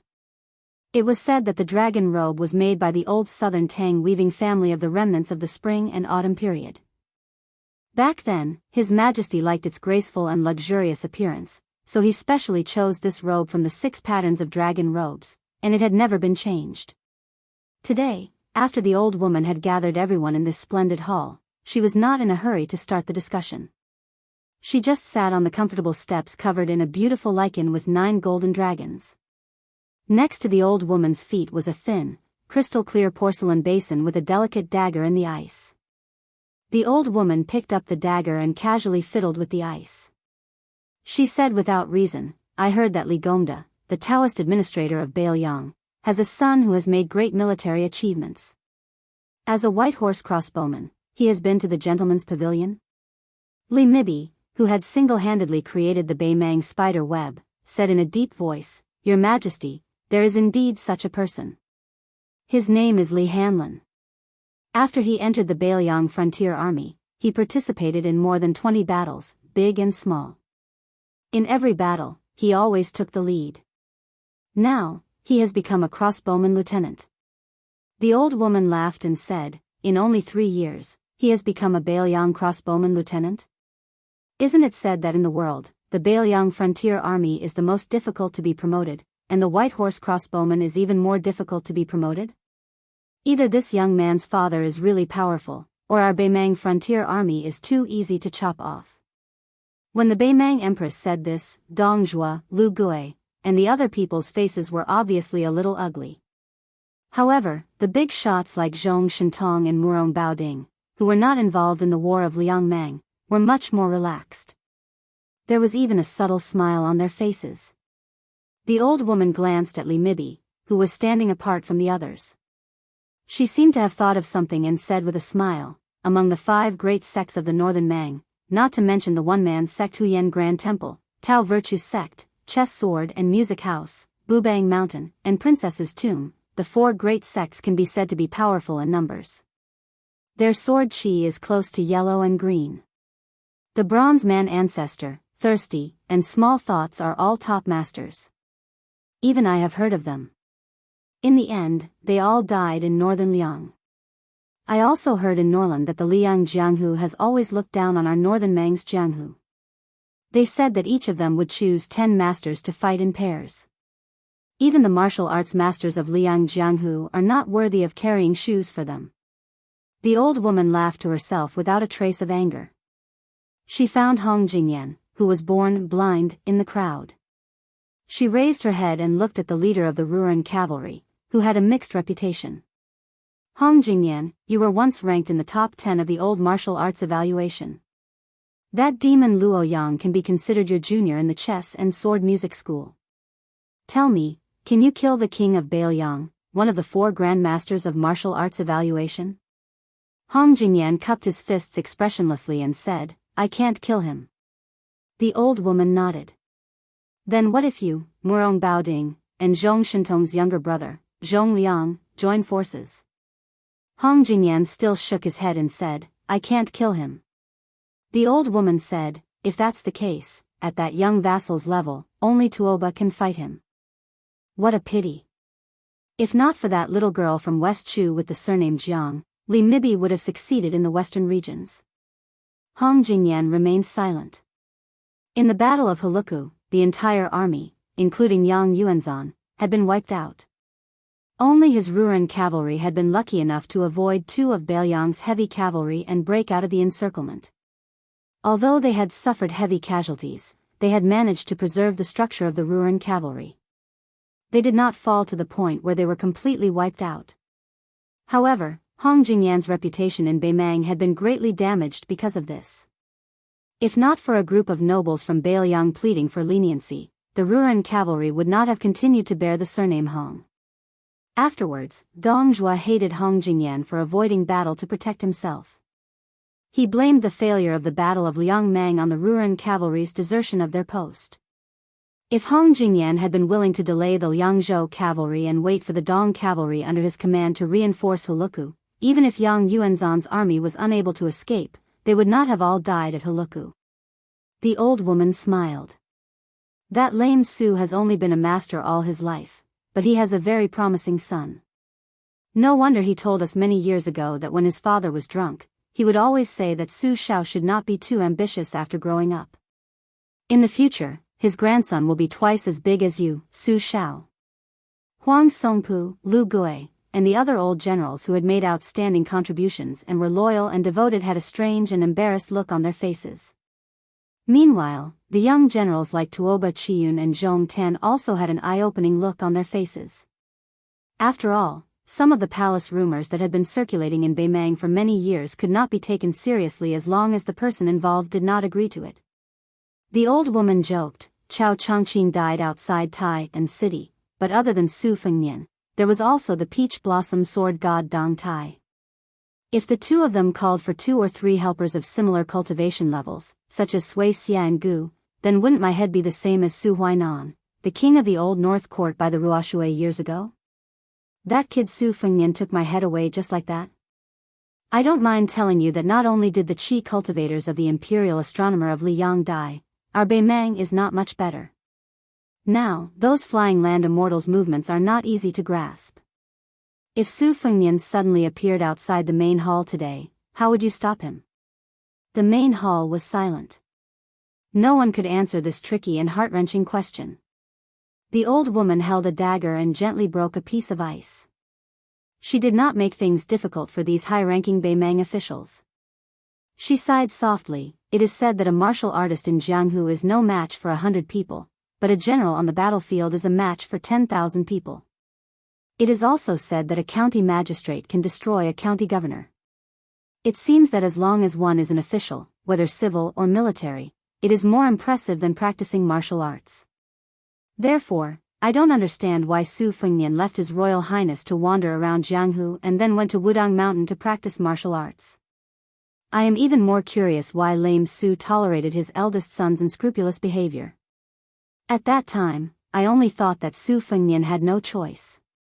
He wanted to compete with Chen Jibao for the military power of the Bailiang cavalry. His military achievements and reputation would definitely be hard to match. He could only think of a way out for himself. Since he could no longer stay in the imperial court, he might as well go to Jianghu and show off while he still had some family background. Looking back, if Su Fengnian did not become a martial arts grandmaster because of him, Chen Jibao would not have left Chuliang and entered Shu. At this point, the old woman fell into a long silence. Dong Zhuo quietly sighed. Then, this fat man calmly sized up a young woman out of the corner of his eye. Princess Yelu Yuhu.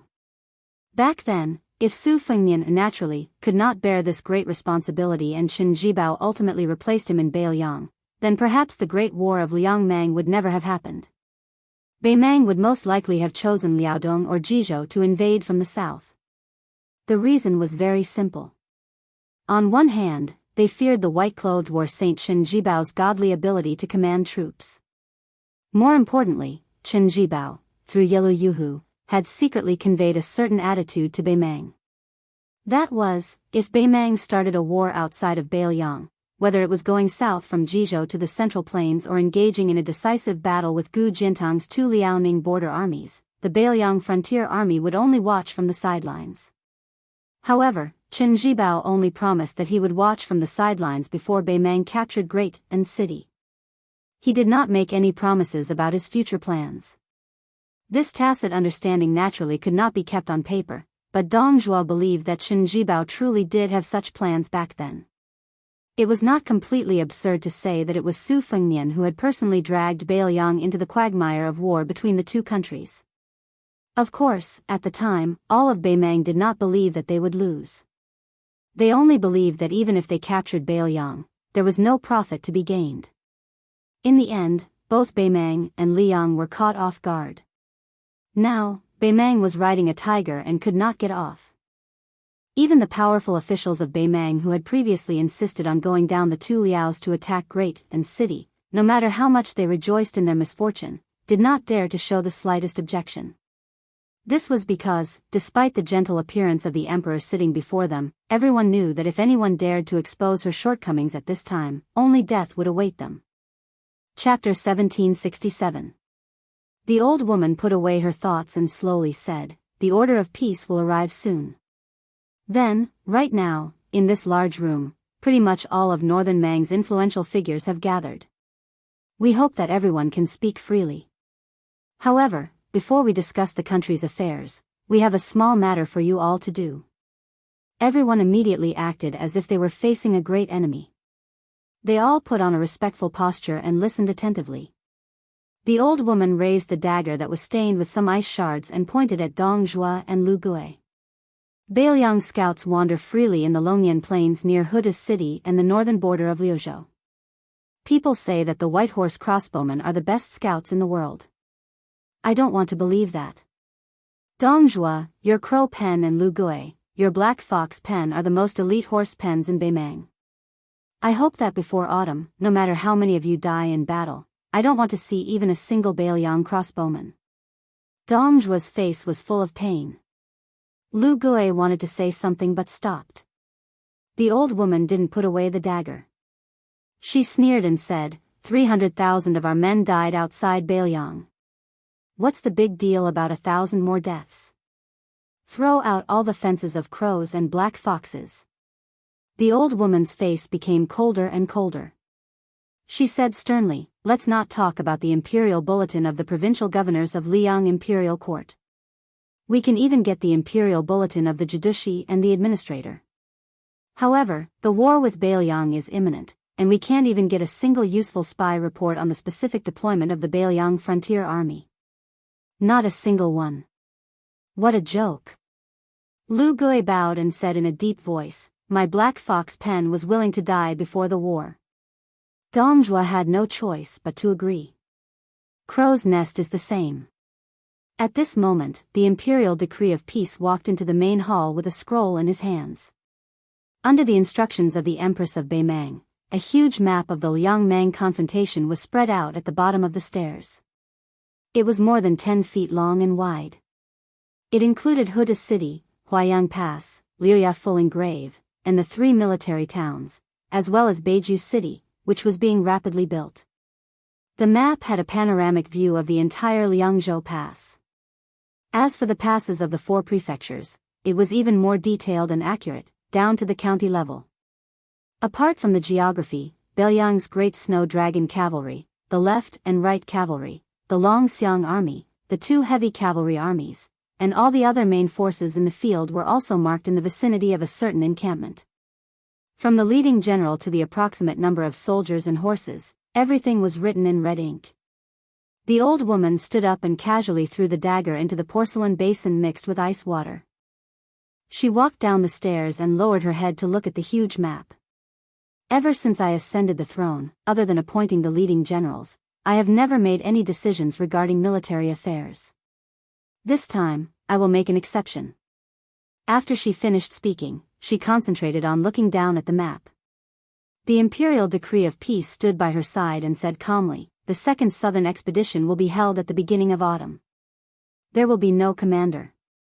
In order to avoid certain situations, Tuoba has already stepped down from his position as the king of the northern courtyard. He will only lead a personal army. The imperial decree of peace looked calmly at the king of the southern courtyard, Dong Zhuo. The fat man's face was impeccably blank. Beimang's elder, Yelu Hongkai, sneered, "Fatty Dong, playing dumb won't work this time." Dong Zhuo remained blank for a long time under everyone's gazes. In the end, he could not resist the imperial decree of peace's gaze. He first looked with a tearful face at the emperor and found that the old woman remained unmoved. Dong Zhuo quickly returned to his carefree state and said with a smile, "Since our military god is no longer the king of the northern courtyard, Dong Zhuo have no virtue or ability to lead a group of officials alone. I will also not be the king of the southern courtyard." Only after Dong Zhuo had relented did the imperial decree of peace continue. The first line consists of 4 armies: Dong Zhuo, Huang Songpu, Murong Baoding, and Lu Gui.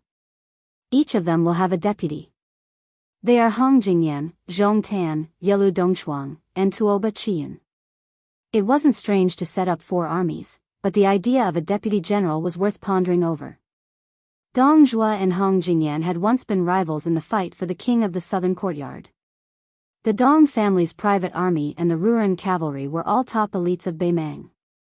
It could be said that enemies were bound to meet.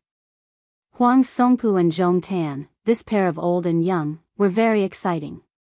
There was no need to mention the old general Huang Songpu. In the past, he was nominally the leader of the officials of the Southern Dynasty. He was also one of the 13 generals of Beimang with real power. Zhong Tan had already proven in the first battle of Liangmang that a tiger father would not beget a dog son. Although Beimang had suffered a great defeat at the Battle of Huluku, this could not deny Zhong Tan's brilliant achievements in the previous 3 sieges. As the eldest son of General Zhong Shintong, it was already a foregone conclusion that Beimang would have a father-son pair of great generals in the future. As for Murong Baoding and Yelu Dongchuang, just the 2 surnames alone were enough to make people's imaginations run wild. Great General Lu Gui and the head of the 4 great banquets, Tuoba Chiyun, were both leading the same army. This was enough to place high hopes on them. The Taiping decree said in a low voice, "After Dong Zhuo and Murong Baoding's armies pass Huda City and head south, they will be in charge of the battle outside Liangzhou Pass. Huang Songpu will attack Qingsang City in Liuzhou and cut off the connection between the Longxiang army in Liuzhou and Zbiqing City in Liangzhou. They will also need to involve the iron stupas of Qidong and Yuan Nanting's white feather light cavalry. Lu Gui will station his troops outside Huluku in Yuzhou to prevent the Yuzhou cavalry from using this place as an exit. During this time, Zhong Tan will pay special attention to the movements of the Beiliang cavalry general Chao Wei's troops to prevent them from breaking into our southern dynasty territory in the area of Linyao Army Town. Dong Zhuo's infantry must take Huayang Pass, where the Beiliang Protectorate is located, before winter. Murong Baoding, your mission will be to annihilate the Beiliang cavalry in Liuya, Fuling, and the other military towns." The Taiping decree looked at the 8 generals with different expressions. Perhaps you all want to ask, if He Zhonghu and Zhou Kang's 2 main Beiliang cavalry forces head north, how should we deal with them? The answer is extremely simple. Other than the first line, we have a second line of battle that will coordinate with you.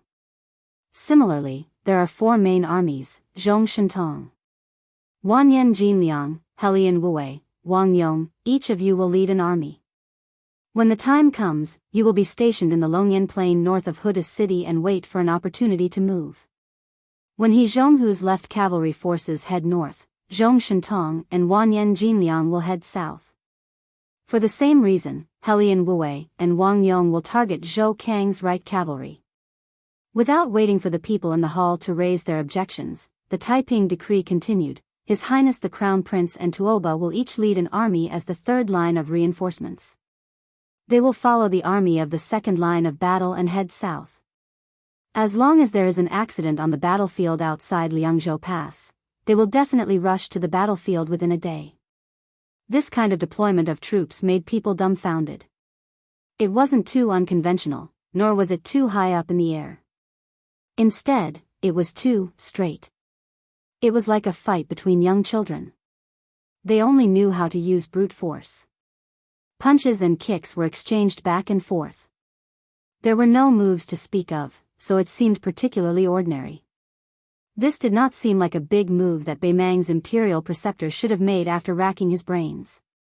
Almost any ordinary commander from Bei Mang's army would be able to make such a deployment. The most important thing was that this kind of deployment revealed an obvious cold-blooded cruelty. It was obvious that they wanted to force the four armies on the front line, especially the two in the middle, to fight to the death with Beiliang. There was no fancy, no room for maneuver. They were just going all out to exchange troops with the Beiliang frontier army. They would either win a Pyrrhic victory or die. In short, there would be no good ending. Dong Zhuo's eyes were gloomy, and Murong Baoding's face was filled with anger. Deputy General Yelu Dongdao, who had unknowingly become a grasshopper on a string with Murong Baoding, did not look any better. He turned to look at his grandfather, Yelu Hongkai, but the old man only shook his head, indicating for him to calm down. Chapter 1768. Helian Wue, Heshi Prefecture's disciplinary magistrate, and Wang Yong, Aquarius Prefecture's disciplinary magistrate, although they were not the main force on the front line, most of them had heavy hearts. Zhong Tan's face was expressionless, while Tuoba Chiyun felt relieved, and then smiled knowingly. Bei Mang's crown prince, Yelu Hongkai, who rarely showed his face in the imperial court, gave people a feeling of being completely uninvolved. The Taiping magistrate turned a blind eye to the solemn atmosphere in the imperial court. He lowered his head and shifted his line of sight to Liangyi Prefecture, Jizhou, and the other northern regions. This battle is not only fought north of Beiliang's Bibu city, but also outside of Beiliang. I have a few questions. You are all pillars of Bei Mang, so why don't you answer my questions? The first question is about Lianghui Prefecture's Judushi Kai Nan and Administrator Han Lin's attitude toward Beiliang.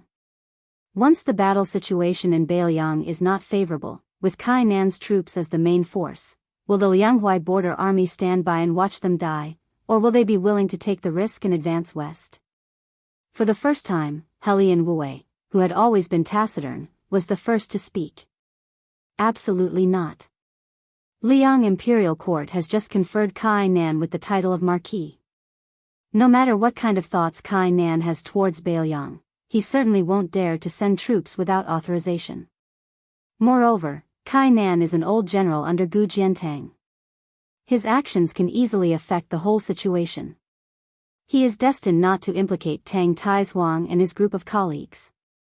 The Taiping magistrate nodded and said, "The second question is, after Ji Province's General Yuan Tingshan took away the Li family's Yan Castle cavalry, and now the Liang Imperial Court has already left him at Guangling Road to assist Wu Zhongshuan in cleaning up the mess together with Song Li. Under this premise, Liang will most likely send either Lu Xingxiang or Su Gong to Ji Province.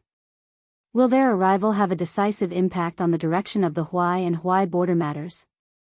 In my view, not only will Lu Xingxiang enter the two rivers, the Assistant Minister of the Ministry of War, Su Gong, will also arrive at the same time. However, the use of these two people will not be of any benefit to the Battle of Beiliang. Instead, it will be of the same origin as Gu Jiantang's attack. It is just that Liang hopes that our Bei Mang Iron Cavalry will persist in attacking Beiliang. It will also prevent us from advancing to Great Peace City once Beiliang is defeated. With Kai Nan's army and these two famous generals of Liang personally coming to the north, in addition to Gu Jiantang's two Liao armies, I believe that only then will the emperor of the Zhao family be truly at ease. Therefore, the arrival of Lu Xingxiang and Su Gong will not change the situation of the Battle of Beiliang.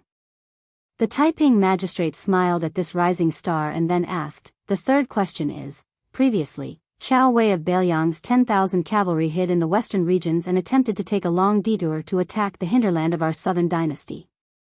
If it were not for the emergency situation at Qingsang City and having no choice but to surface, it would have been a great disaster.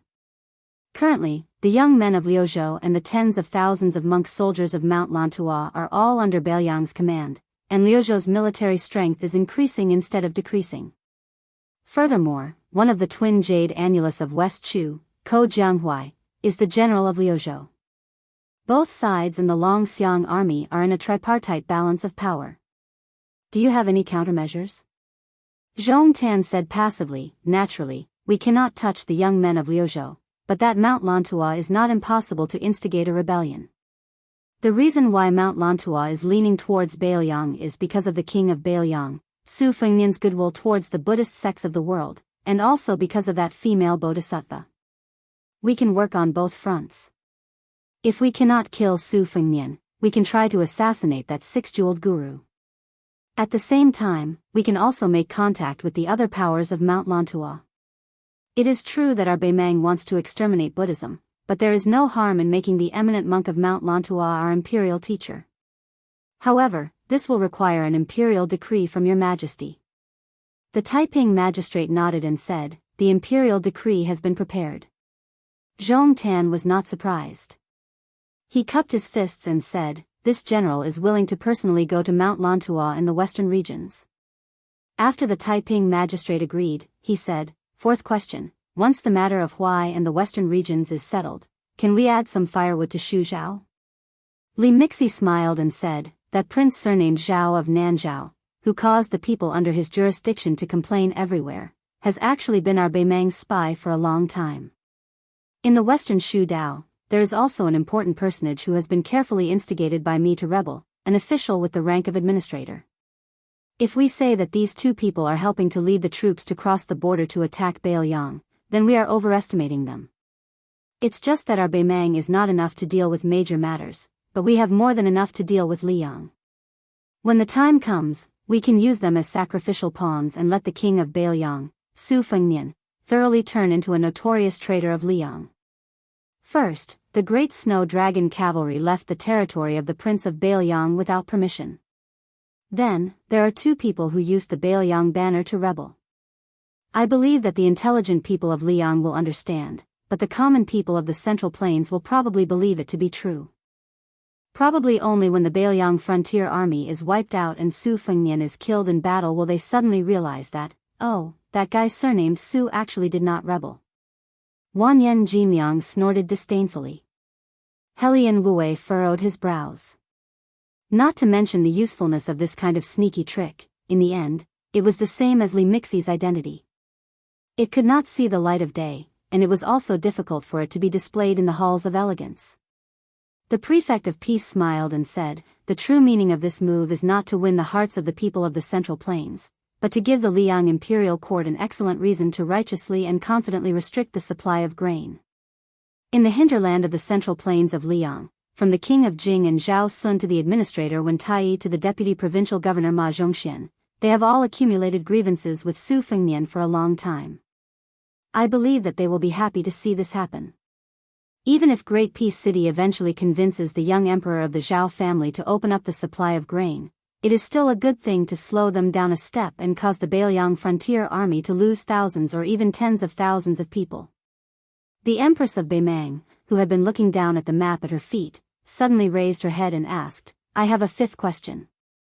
That Biyao claims to have 300,000 cavalry that is the best in the world, and the generals under Su Fengnian are said to be enough to make my Beimang and Liang feel ashamed of their inferiority.